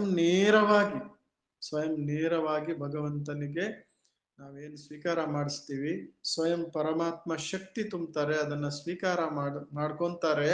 ಇದರಲ್ಲಿರೋ ಶಕ್ತಿ ನಮ್ಗಿನ್ನ 5,000 ವರ್ಷದಲ್ಲಿ ಕಲ್ಪದಲ್ಲಿ ಇನ್ಯಾವತ್ತೂ ಸಿಗೋದಿಲ್ಲ. ಸತ್ಯಯುಗದಲ್ಲಿ ನಾವು ಬಾಬಾ ಅವ್ರಿಗೆ ಭೋಗನೇ ಇಡಲ್ಲ, ಯಾಕೆಂದ್ರೆ ಅದ್ರ ಅವಶ್ಯಕತೆನೇ ಇಲ್ಲ ನಮ್ಗೆ. ಬಾಬಾ ಅವ್ರಿಗೆ ಭೋಗ ಇಡಲ್ಲ, ಅದ್ರ ಅವಶ್ಯಕತೆನೂ ಇಲ್ಲ. ಹಾಗಾಗಿ ಪರಮಾತ್ಮನ ಶಕ್ತಿ ನಮ್ಗಲ್ಲಿ ಸಿಗೋದಿಲ್ಲ. ತ್ರೇತಾದಲ್ಲೂ ಸಿಗಲ್ಲ, ದ್ವಾಪರದಲ್ಲೂ ಸಿಗಲ್ಲ, ಕಲಿಯುಗದಲ್ಲೂ ಸಿಗಲ್ಲ. ಕೇವಲ ಸಂಗಮ ಯುಗದಲ್ಲಿ ಮಾತ್ರ ನಮ್ಗೆ ಪರಮಾತ್ಮ ಶಕ್ತಿ ತುಂಬಿರುವಂತಹ ಮಹಾಪ್ರಸಾದ ಬ್ರಹ್ಮ ಭೋಜನ ನಮ್ಗೆ ಕೇವಲ 5,000 ವರ್ಷದಲ್ಲಿ ಒಮ್ಮೆ ಮಾತ್ರ ಸಿಕ್ಕತ್ತೆ. ಅಷ್ಟಷ್ಟು ಎಷ್ಟೆಷ್ಟು ನಾವು ಭೋಗ ಇಟ್ಟು ಸ್ವೀಕಾರ ಮಾಡ್ತೀವಿ, ಬ್ರಹ್ಮ ಭೋಜನವನ್ನು ಸ್ವೀಕಾರ ಮಾಡ್ತೀವಿ, ಅಷ್ಟಷ್ಟು ನಮ್ಗೆ ಹೃದಯ ಶುದ್ಧವಾಗ್ತಾ ಹೋಗುತ್ತೆ. ಯಾಕೆ 5,000 ವರ್ಷಕ್ಕೊಮ್ಮೆ ಸಿಗೋದು ನಮ್ಗೆ ಬ್ರಹ್ಮ ಭೋಜನ ಅಂತಂದ್ರೆ, ಇಲ್ಲಿ ನಾವು ಪುರುಷಾರ್ಥ ಮಾಡ್ಬೇಕಾಗಿದೆ, ಸಾಧನೆ ಮಾಡ್ಬೇಕಾಗಿದೆ, ನಾವು ಆತ್ಮ ಪವಿತ್ರವಾಗ್ಬೇಕಾಗಿದೆ, ಪಾವನವಾಗ್ಬೇಕಾಗಿದೆ. ಅದಕ್ಕೋಸ್ಕರ ನಮ್ಗೆ ಈ ಒಂದು ಬ್ರಹ್ಮ ಭೋಜನ ಸಂಪೂರ್ಣ ರೀತಿಯಲ್ಲಿ ಮದದ್ ಮಾಡುತ್ತೆ, ನಾವು ಪಾವನರಾಗ್ಲಿಕ್ಕೆ, ಪವಿತ್ರವಾಗ್ಲಿಕ್ಕೆ, ಶುದ್ಧವಾಗ್ಲಿಕ್ಕೆ. ಆಹಾರನೇ ಬಹಳ ಮುಖ್ಯ, ಬಹಳ ಪ್ರಮುಖ ನಮ್ಮ ಆರೋಗ್ಯಕ್ಕೂ ಮತ್ತು ನಮ್ಮ ಮಾನಸಿಕ ಸ್ಥಿತಿಗೂ ಮತ್ತು ನಮ್ಮ ಪುರುಷಾರ್ಥಕ್ಕೂ ಆಹಾರನೇ ಬಹಳ ಬಹಳ ಬಹಳ ಬಹಳ ಪ್ರಮುಖ. ನಾನ್ ವೆಜ್ ಬಿಡ್ತಾ ಹೋದ್ವಿ, ಈರುಳ್ಳಿ ಬೆಳ್ಳುಳ್ಳಿ ಬಿಡ್ತಾ ಹೋದ್ವಿ, ಹೋಟ್ಲಲ್ಲಿ ತಿನ್ನೋದು ಇವ್ರ ಕೈಯಲ್ಲಿ ತಿನ್ನೋದು ಬಿಡ್ತಾ ಹೋದ್ವಿ, ನಾವೇ ಮಾಡ್ಕೋತಾ ಹೋದ್ವಿ. ಬ್ರಹ್ಮ ಭೋಜನ ಬಾಬಾ ಅವ್ರಿಗೆ ಭೋಗ ಇಟ್ಟು ಸ್ವೀಕಾರ ಮಾಡಕ್ ಶುರು ಮಾಡಿದ್ವಿ. ಭೋಗ ಇಟ್ಟು ಬಿಡೋದು, ಈಗ ನಾವು ನೋಡ್ತೀವಲ್ಲ ಎಲ್ಲ ಪ್ರಕಾರನು. ಬಾಬಾ ಅವ್ರಿಗೆ ಭೋಗ ಇಡೋದು, ತಿನ್ನೋದು, ಒಳ್ಳೆ ವಡೆ ಬಜ್ಜಿ ಬೋಂಡ ಪೂರಿ ಸಾಗ್ ಅಂದ್ರೆ ಅಪರೂಪಕ್ಕೊಮ್ಮೆ ತಿನ್ನಿ, ತಪ್ಪೇನಿಲ್ಲ, ನಾನು ತಿನ್ನಬಾರ್ದು ಅಂತ ಹೇಳ್ತಾ ಇಲ್ಲ. ಕೆಲವ್ರದ್ದು ನಾವು ಹೊರಗಡೆ ತಿನ್ನಲ್ವಲ್ಲ, ಬಾಬಾ ಅವ್ರ ಮಕ್ಕಳಲ್ಲಿ ಇದೊಂದು ದೊಡ್ಡ ವ್ಯಾಧಿ ಅಂತಾನೆ ಹೇಳ್ಬೋದು ನಾನು. ನಾವು ಹೊರಗಡೆ ತಿನ್ನಲ್ವಲ್ಲ, ಏನ್ ಬೇಕೋ ನಾವೇ ಮಾಡ್ಕೊಂಡು ತಿನ್ನೋಣ. ಪ್ರತಿನಿತ್ಯ ಪೂರಿ, ಪ್ರತಿನಿತ್ಯ ಬಜ್ಜಿ ಬೋಂಡ, ಪ್ರತಿನಿತ್ಯ ಮತ್ತೊಂದು ಇನ್ನೊಂದು, ಬಾಬಾ ಅವ್ರಿಗೆ ಭೋಗ ಇಡೋದು, ತಿನ್ನೋದು. ಇದು ಕೂಡ ರಜೋಪ್ರಧಾನದ ಆಹಾರದ ಲೆಕ್ಕಕ್ಕೆ ಬರುತ್ತೆ. ಇದರಿಂದ ನಿಮ್ಮ ಏಳಿಗೆ ಆಗೋದಿಲ್ಲ, ನಿಮ್ಮ ಮನೋಸ್ಥಿತಿ ಹಗುರ ಆಗೋದಿಲ್ಲ, ಶರೀರದ ಆರೋಗ್ಯನೂ ಚೆನ್ನಾಗಿರಲ್ಲ, ಎಲ್ಲ ಹೋಗ್ತವೆ. ಸೊ ಯಾವ ರೀತಿ ನಾವು ತಮೋ ಪ್ರಧಾನದ ಆಹಾರವನ್ನ ಬಿಟ್ವಿ, ರಜೋಪ್ರಧಾನದ ಆಹಾರವನ್ನ ಬಿಟ್ವಿ, ಹಾಗೆ ನಾವು ಆಹಾರದಲ್ಲಿ ಇನ್ನೂ ಒಂದು ಮೆಟ್ಲು ಮುಂದೆ ಹೋಗೋದಾದ್ರೆ, ಮೇಲ್ ಹೋಗೋದಾದ್ರೆ, ಈ ಎಲ್ಲ ಕರಿದ ಪದಾರ್ಥಗಳು, ಮಸಾಲೆ ಪದಾರ್ಥಗಳು, ಖಾರ, ಉಪ್ಪು, ಹುಳಿ ಇವೆಲ್ಲ ಜಾಸ್ತಿ ಹಾಕೊಂಡು ತಿನ್ನೋದು, ಇದನ್ನೂ ನಾವು ಬಿಡ್ತಾ ಹೋಗ್ಬೇಕು. ಇನ್ನೂ ಸಾತ್ವಿಕ ಆಗ್ತಾ ಹೋಗ್ಬೇಕು. ಹಾಗೂ ಬಹಳ ಕಡಿಮೆ ಕಡಿಮೆ ಕಡಿಮೆ ತಿಂತಾ ಹೋಗ್ಬೇಕು. 500 ಕ್ಯಾಲರೀಸ್ ಊಟ ಮಾಡ್ತೀರಾ, ಅದನ್ನ 300 ಕ್ಯಾಲರಿಗೆ ತಗೊಂಡ್ಬನ್ನಿ. ಎಷ್ಟು ಕಡಿಮೆ ತಿಂತೀವಿ, ಹಿತ್ ಬುಕ್ ಋತ್ ಬುಕ್ ಮಿತ್ ಬುಕ್ ಅಂತ ಹೇಳ್ತಾರೆ. ಎಷ್ಟು ಕಡಿಮೆ ತಗೊಳ್ತೀವಿ ಅಷ್ಟಷ್ಟು ನಮ್ಮ ಮನಸ್ಸು ಶರೀರ ಹಗುರವಾಗಿರ್ತದೆ, ಆರೋಗ್ಯವಾಗಿರ್ತೀವಿ. ಇನ್ನೂ ಒಂದು ಮೆಟ್ಲು ಮುಂದೆ ಹೋಗೋದಾದ್ರೆ ದಿನಕ್ಕೆ 2 ಹೊತ್ತು ತಿನ್ನಿ. ಇನ್ನೂ ಒಂದು ಮೆಟ್ಲು ಮುಂದೆ ಹೋಗ್ತೀರಾ ಅಂತಂದ್ರೆ ದಿನಕ್ಕೆ 1 ಹೊತ್ತು ಮಾತ್ರ ತಿನ್ನಿ. ನಾನೀಗ ದಿನಕ್ಕೆ 1 ಹೊತ್ತೇ ಊಟ ಮಾಡೋದು, ಇನ್ನೊಂದು ಹೊತ್ತು ಹಣ್ಣು ಅಥವಾ ತರಕಾರಿ ಅಷ್ಟೇ. 2 ಟೈಮ್ ಅಷ್ಟೇ. 2 ಟೈಮ್ ಊಟ, ಅದರಲ್ಲೂ ಕೂಡ 1 time cooked food, 1 time fruits ಅಥವಾ ವೆಜಿಟೇಬಲ್ಸ್. ಇನ್ನೂ ಒಂದು ಮೆಟ್ಲು ಮುಂದೆ ಹೋಗಿ, ಒಂದೊಂದ್ಸರಿ ಕುಕ್ಡ್ ಫುಡ್ ಕೂಡ 1 ಟೈಮ್ ತಗೊಳ್ಳೋದಿಲ್ಲ. ಆ ಥರನೂ ಮಾಡ್ತೀನಿ ಸ್ವಲ್ಪ ಸಮಯ ನಾನು. ಇನ್ನೂ ಒಂದು ಮೆಟ್ಲು ಮೇಲೆ ಹೋಗೋದಾದ್ರೆ ಬರೀ ಫ್ರೂಟ್ಸು ಅಥವಾ ವೆಜಿಟೇಬಲ್ಸ್ ತಿನ್ಕೊಂಡಿರಿ. ಎಸ್,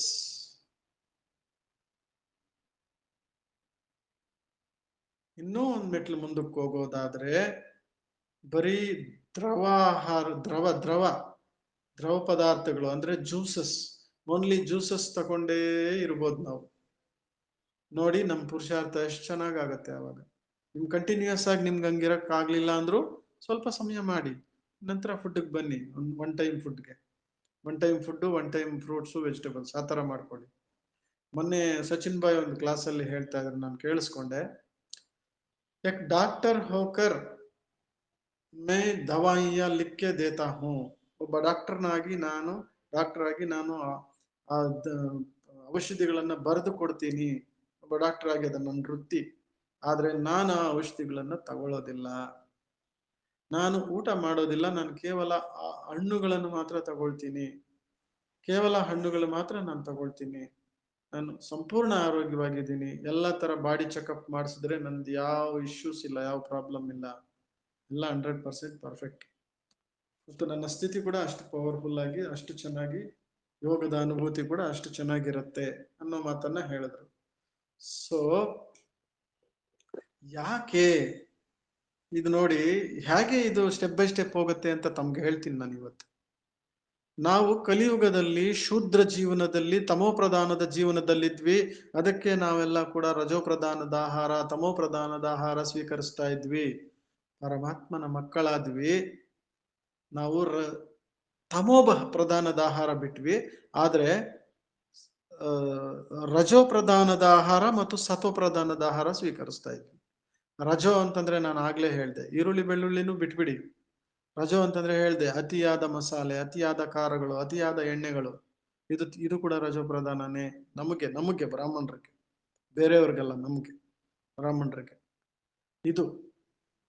ಅದಾದ್ಮೇಲೆ ಇನ್ನು ಸಂಪೂರ್ಣ ಸತ್ವ ಪ್ರಧಾನದ ಕಡೆ ನಾವು ಬರ್ಬೇಕಂದ್ರೆ ಅದನ್ನೂ ಬಿಟ್ಟು ಬಾಬಾ ಅವ್ರಿಗೆ ಭೋಗ ಹಿಡ್ದಿರ ನಾವು ಸ್ವೀಕಾರ ಮಾಡಬಾರ್ದು. ಸಂಪೂರ್ಣ ಸಾತ್ವಿಕತೆ, ಹಣ್ಣು ಮತ್ತು ತರಕಾರಿಗಳು, ಸೊಪ್ಪುಗಳು, ಈ ತರದನ್ನ ಹೆಚ್ಚಿನ ಬಳಕೆ ಮಾಡುವಂಥದ್ದು, ಅತಿಯಾದ ಖಾರ ಮಸಾಲೆ ಎಣ್ಣೆಗಳನ್ನ ಬಿಡುವತಕ್ಕಂಥದ್ದು. ಇದು ಇಲ್ಲಿಗೆ ಬರ್ತೀವಿ. ಇನ್ನು ಹಾಗೆ ಸ್ಟೆಪ್ ಮುಂದಕ್ಕೆ ಹೋಗ್ತಾ ಹೋಗ್ತಾ ನಮ್ಮ ಪುರುಷಾರ್ಥದಲ್ಲಿ ಹೋಗ್ತಾ ಹೋಗ್ತಾ ನಾವೇನ್ ಮಾಡ್ತೀವಿ, ಆಹಾರದಲ್ಲಿ ಮಿತ ಮಾಡ್ತಾ ಬರ್ತೀವಿ. ಆಹಾರದಲ್ಲಿ ಹಣ್ಣುಗಳ ಸೇವನೆ ಹೆಚ್ಚಿಗೆ ಮಾಡ್ತೀವಿ, ತರಕಾರಿಗಳ ಸೇವನೆ ಹೆಚ್ಚು ಮಾಡ್ತೀವಿ, ಬೇಯಿಸಿದ ಆಹಾರ ತರಕಾರಿಗಳ ಕಡಿಮೆ ಮಾಡ್ತೀವಿ. ದಿನಕ್ಕೆ 4 ಹೊತ್ತು ತಿನ್ನಲ್ಲ, 3 ಹೊತ್ತೇ ತಿಂತೀವಿ. ಆಮೇಲೆ ಏನ್ ಮಾಡ್ತೀವಿ, ದಿನಕ್ಕೆ 3 ಹೊತ್ತು ತಿನ್ನೋದ್ ಬಿಟ್ಟು 2 ಹೊತ್ತು ತಿಂತೀವಿ. ಆಮೇಲೆ ಬರೀ 1 ಹೊತ್ತು ತಿಂತೀವಿ. ಯಾಕೆ ಅಂದ್ರೆ ಕೊನೆಗೆ ನಿಮಗೆ ಸಿಗೋದು ಬರೀ 1 ಹೊತ್ತು ಮಾತ್ರ. ಇದನ್ನ ಚೆನ್ನಾಗಿ ನಾವು ಬುದ್ಧಿಯಲ್ಲಿ ಇಟ್ಕೋಬೇಕು. ಕೊನೆಗೆ ನಮಗೆ ಸಿಗೋದು 1 ಹೊತ್ತು ಊಟ ಮಾತ್ರ. ಅದು ಕೂಡ ಸಿಗಲ್ಲ ಜಗತ್ತಿನ ಆತ್ಮಗಳಿಗೆ, ಆದ್ರೆ ನಮ್ಗೆ 1 ಹೊತ್ತು ಕೊಡ್ತೀನಿ ಅಂತ ಬಾಬಾ ಭರವಸೆ ಕೊಟ್ಟಿದ್ದಾರೆ. ಸೊ ಅದೊಂದು ಪಾಯಿಂಟ್. ಇನ್ನೊಂದು ಮುಖ್ಯವಾಗಿ ವಿಷಯ ಏನಂತಂದ್ರೆ, ಸತ್ಯಯುಗದಲ್ಲಿ ಕೇವಲ ಹಣ್ಣುಗಳ ಸೇವನೆ ಮಾತ್ರ ಇರೋದ್ರಿಂದ ನಾವೇನ್ ಮಾಡ್ಬೇಕೀಗ, ದಿನೇ ನಾವು ಕರ್ಮಾತೀತ ಸ್ಥಿತಿಗೆ ಹತ್ರ ಬರ್ತಾ ಬರ್ತಾ ಹೆಚ್ಚಿಗೆ ನಾವೇನ್ ಮಾಡ್ಬೇಕು, ಅನ್ನ ಆಹಾರಗಳನ್ನ ಕಡಿಮೆ ಮಾಡ್ತಾ, ಕ್ಯಾಲೋರೀಸ್ ಕಡಿಮೆ ಮಾಡ್ತಾ ಹೋಗ್ಬೇಕು. ಹೆಚ್ಚಿಗೆ ಹಣ್ಣು ಮತ್ತು ತರಕಾರಿ ಸೊಪ್ಪುಗಳಲ್ಲೇ ಇರುವಂತಹ ಪ್ರಯತ್ನ ಹೆಚ್ಚಿಗೆ ನಾವು ಮಾಡಬೇಕು. ನಮ್ಮ ಪುರುಷಾರ್ಥ ಚೆನ್ನಾಗಾಗ್ಬೇಕಂದ್ರೆ, ನಮ್ಮ ಮನೋಸ್ಥಿತಿ ಚೆನ್ನಾಗಾಗ್ಬೇಕಂದ್ರೆ, ನಮ್ಮ ಸ್ಥಿತಿ ಚೆನ್ನಾಗಾಗ್ಬೇಕಂತಂದ್ರೆ, ನಮ್ಮ ಹೃದಯ ಶುದ್ಧ ಚಿತ್ತ ಆಗ್ಬೇಕಂತಂದ್ರೆ, ನಮ್ಮ ಶಾಂತ ಚಿತ್ತ ಆಗ್ಬೇಕಂದ್ರೆ, ನಮ್ಮ ಮನಸ್ಸು, ನಮ್ಮ ಹೃದಯ ಶುದ್ಧ ಆಗ್ಬೇಕಂತಂದ್ರೆ ಈ ಆಹಾರಕ್ಕೆ ನಾವು ಬರಲೇಬೇಕು. ಇಲ್ಲ ಅಂತಂದ್ರೆ 20 ವರ್ಷ ಮುರಳಿ ಪಾಯಿಂಟ್ಗಳು ಕೇಳ್ತಾನೆ ಇರ್ತೀವಿ, ಹೇಳ್ತಾನೆ ಇರ್ತೀವಿ, ನಾವು ಮಾತ್ರ ಹಂಗೇ ಇರ್ತೀವಿ. ಅದೇ ಕೋಪ, ಅದೇ ತಾಪ, ಅದೇ ವೈಮನಸ್ಯ, ಅದೇ ಬೇಜಾರು, ಅದೇ ಖಿನ್ನತೆ, ಅದೇ ಜಗಳ, ಅದೇ ಒಳಗಡೆ ಅದೇ ಮನೋಸ್ಥಿತಿ ಇದೇ ಇರ್ತದೆ. ಏನು ಬದಲಾವಣೆ ಆಗಲ್ಲ. ಒಂದು ಆಹಾರದಲ್ಲಿ ಬದಲಾವಣೆ ಬೇಕು, ಎರಡನೇದು ಪುರುಷಾರ್ಥದಲ್ಲಿ ವೇಗ ಬೇಕು. ಒಂದು ಆಹಾರದಲ್ಲಿ ಬದಲಾವಣೆ, ಇನ್ನೊಂದು ಪುರುಷಾರ್ಥದಲ್ಲಿ ವೇಗ. ಆವಾಗ ಮಾತ್ರ ಬಾಬಾ ಅವರು ನಮಗೆ ಕೊಟ್ಟಿರುವಂತಹ ಒಂದು ಗೋಲ್ ಏನಿದೆ ಅದನ್ನ ರೀಚ್ ಆಗ್ಲಿಕ್ಕೆ ನಮ್ಗೆ ಸಾಧ್ಯ ಆಗತ್ತೆ. ಒಂದೇ ಸರಿ ಆಗ್ಬಿಡಲ್ಲ, ಒಂದೇ ದಿನ ಆಗ್ಬಿಡಲ್ಲ. ಬಟ್ ಇದಕ್ಕೆ ತುಂಬಾ ಪರಿಶ್ರಮ ಬೇಕಾಗತ್ತೆ. ಸುಮ್ಮನೆ ಜ್ಞಾನದ ಪಾಯಿಂಟ್ಗಳು ಹೇಳಿದಷ್ಟು ಸುಲಭ ಅಲ್ಲ ನಾವು ಪರಿಷ್ಠಗಳಾಗೋದು. ಜ್ಞಾನದ ಪಾಯಿಂಟ್ಗಳೇನಂತೆ, ಯಾರು ಬೇಕಾದ್ರೂ ಹೇಳ್ತಾರೆ. 5ನೇ ಕ್ಲಾಸು ಮಕ್ಕಳಿಗೆ ನೀವು ಈ ಕೋರ್ಸ್ ಕೊಟ್ಬಿಡಿ, ಅವ್ರಿಗೊಂಚೂರು ಇದನ್ನ ಅರ್ಥ ಆದ್ರೆ ಸಾಕು, ಅವ್ರು ನಮ್ಗಿನ್ನ ಚೆನ್ನಾಗಿ ಹೇಳ್ತಾರೆ. ಯಾರನ್ನಾದ್ರೂ ಭಗವಂತ ಕೊಡ್ತಾ ಇರೋ ಜ್ಞಾನ ಎಂಥದ್ದಂತಂದ್ರೆ, ಇದು ಚಿಕ್ಕ ಮಕ್ಕಳಿಂದ ವಯೋವೃದ್ಧರವರೆಗೂ ಅನಕ್ಷರಸ್ಥರಿಂದ ಅಕ್ಷರಸ್ಥರವರೆಗೂ ಯಾರು ಬೇಕಾದ್ರೂ ಹೇಳ್ಬೋದು. ಇದು ಹಂಗಿದೆ ಇದು ಬಾಬಾ ಅವ್ರು ಕೊಡ್ತಾ ಇರುವಂತ ಜ್ಞಾನ, ಸರಳವಾದ ಜ್ಞಾನ. ಸೊ ಇದೇನ್ ದೊಡ್ಡ ವಿಷಯ ಅಲ್ಲ. ಜ್ಞಾನದ ಬಿಂದುಗಳನ್ನ, ಜ್ಞಾನದ ಪಾಯಿಂಟ್ಗಳನ್ನ ರಿಪೀಟ್ ಮಾಡೋದೇನ್ ದೊಡ್ಡ ವಿಷಯ ಅಲ್ಲ. ಬಟ್ ಇಲ್ಲಿ ನಾವು ಏನು ಸಾಧಕರಾಗಿ ಸಾಧನೆ ಮಾಡ್ತೀವಲ್ಲ, ಒಂದು ಆಹಾರ 50% ನಮ್ಮ ಪುರುಷಾರ್ಥಕ್ಕೆ ಹೆಲ್ಪ್ ಮಾಡುತ್ತೆ. 50% ಆಹಾರ ಹೆಲ್ಪ್ ಮಾಡುತ್ತೆ, ಇನ್ನು 50% ಪವಿತ್ರತೆ ಹೆಲ್ಪ್ ಮಾಡುತ್ತೆ ನಮ್ಗೆ, ನಮ್ಮ ಪುರುಷಾರ್ಥಕ್ಕೆ. 50% ಆಹಾರ, 50% ಪ್ಯೂರಿಟಿ. ಎರಡು ತಕ್ಕಡಿ ಹಿಡ್ಕೊಂಡ್ರೆ ಆ ಕಡೆ ಈ ಕಡೆ, ಒಂದ್ ಕಡೆ ಪ್ಯೂರಿಟಿ, ಒಂದ್ ಕಡೆ ಆಹಾರ. ಇವೆರಡು ನಮ್ಮ ಪುರುಷಾರ್ಥಕ್ಕೆ ಸಂಪೂರ್ಣವಾದಂತಹ ಬೆಂಬಲ ಕೊಡುವಂತ ವಿಷಯಗಳು. ಇದರಲ್ಲಿ ಯಾರ್ದು ಕೊರತೆ ಇರ್ತದೆ, ಪುರುಷಾರ್ಥ ಕೂಡ ಕೊರತೆಯಿಂದನೇ ಇರುತ್ತೆ.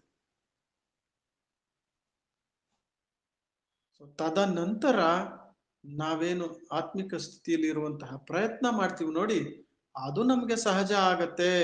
ಅಲ್ಲಿವರೆಗೂ ನಾವೆಷ್ಟೇ ಪ್ರಯತ್ನ ಮಾಡ್ತಾ ಇದ್ರು ನಮ್ಗೆ ಸಹಜ ಅನ್ಸೋದಿಲ್ಲ, ಸಹಜ ಆಗೋದಿಲ್ಲ.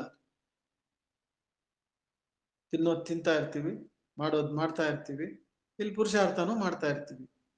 ಏನೋ ಕೂತ್ಕೊಂಡಾಗ ಸ್ವಲ್ಪ ಅನುಭವ ಆಗತ್ತೆ, ಮತ್ ಮನೆಗೆ ಹೋದ್ರೆ ಯಥಾಸ್ಥಿತಿ. ಇದರ ಈ ಒಂದು ತೊಳಲಾಟದಲ್ಲಿ ಇರ್ತೀವಿ ನಾವು. ಸೊ ಯಾವಾಗ ನಾವು ಒಂದು ಕಡೆ ಪ್ಯೂರಿಟಿ, ಒಂದು ಕಡೆ ಆಹಾರ, ಇವೆರಡರ ಸಮತೋಲನೆ ಯಾವಾಗ ಮಾಡ್ತೀವಿ, ಆವಾಗ ನೋಡಿ ನಾವೇನ್ ಸಂಕಲ್ಪ ಮಾಡ್ತೀವಿ, ಏನ್ ನಾವು ಆತ್ಮಾಭಿಮಾನಿ ಆಗ್ಬೇಕು ಅನ್ಕೊಂಡಿದೀವಿ, ಏನ್ ನಾವು ಗುರಿ ರೀಚ್ ಆಗ್ಬೇಕಂತಿದ್ದೀವಿ, ಅದ್ರ ಕಡೆ ಹೋಗೋದರ ಅನುಭವ ಸಹಜವಾಗಿ ಆಗ್ತಾ ಹೋಗುತ್ತೆ. ನಮಗ್ ಗೊತ್ತಾಗತ್ತೆ, ಈಗ ನಮ್ಗೆ ಸಹಜ ಆಗ್ತಾ ಇದೆ ಅಂತ ಗೊತ್ತಾಗತ್ತೆ. ಅದಕ್ಕೋಸ್ಕರನೇ ಬ್ರಹ್ಮ ಭೋಜನಕ್ಕೆ ಇಷ್ಟು ಮಹತ್ವ ಇದೆ. ದೇವಾತ್ಮಗಳು ಕೂಡ ಈ ಬ್ರಹ್ಮ ಭೋಜನಕ್ಕೆ ಹಾತೊರಿತಾರೆ. ಸೊ ಎಷ್ಟೆಷ್ಟು ನಾವು ಸತ್ಯಯುಗದಲ್ಲಿ, ಬಾಬಾ ಅವ್ರ ಮೊನ್ನೆ ಕೂಡ ಒಂದು ವಾಣಿಯಲ್ಲಿ ಹೇಳಿದ್ರಲ್ಲ, ಹಣ್ಣುಗಳು ಸ್ವೀಕಾರ ಮಾಡ್ತಾರೆ, ಪುಷ್ಪಗಳು, ಅಲ್ಲಿಂದ ಸಿಗುವಂತ ಕೆಲವು ಪುಷ್ಪಗಳಿಂದ ಪಲ್ಯಗಳನ್ನು ಮಾಡ್ತಾರೆ. ಅಂದ್ರೆ ಅವ್ ಹೆಂಗಿರ್ತಾವ ಅಂದ್ರೆ ತುಂಬಾ ಸಾಫ್ಟ್ ಇರ್ತವೆ. ಹಾಕೊಂಡು ಇಲ್ಲಿ ನಾವು ಜಗಿತೀವಲ್ಲ ರೊಟ್ಟಿ, ಕಚ ಕಚ ಅಂತ ಜಗಿತೀವ, ಹಂಗಿರೋದಿಲ್ಲ, ಎಕ್ದಮ್ ಸಾಫ್ಟ್. ಅವೆಲ್ಲ ಏನು ಸ್ಮೂತಿ ತರ ಇರ್ತವೆ. ಅವೆಲ್ಲ ತಿನ್ನೋ ತರ ಇರೋದಿಲ್ಲ. ಅವೆಲ್ಲ ಹೇಳ್ಬೇಕಂದ್ರೆ ಕುಡಿಯೋ ತರಾನೇ ಲೆಕ್ಕ. ಅವೆಲ್ಲ ಒಂಥರ ಸಾಫ್ಟ್ ಆಗಿ ಬಾಯಲ್ಲಿ ಇಟ್ಕೊಂಡ್ರೆ ಹೋಗ್ತಾ ಇರುತ್ತೆ ಒಳಗಡೆಗೆ, ಆ ತರ ಸ್ಮೂತಿ ಅಂತ ಹೇಳ್ತೀವಿ. ಅಲ್ಲ, ಹಣ್ಣಿನ ರಸಗಳು, ಅದರಿಂದ ತಯಾರು ಮಾಡುವಂಥವು ಎಲ್ಲವೂ ಕೂಡ ನಿಮ್ಗೆ ಜಗದು ತಿನ್ನೋಷ್ಟು ಗಟ್ಟಿ ಇರೋದಿಲ್ಲ ಯಾವನು. ಎಲ್ಲ ಒಂಥರ ಲಿಕ್ವಿಡ್ ತರಾನೇ ಅವೆಲ್ಲ, ಸ್ಮೂತಿ ಅಂತ ಹೇಳ್ತೀವಿ.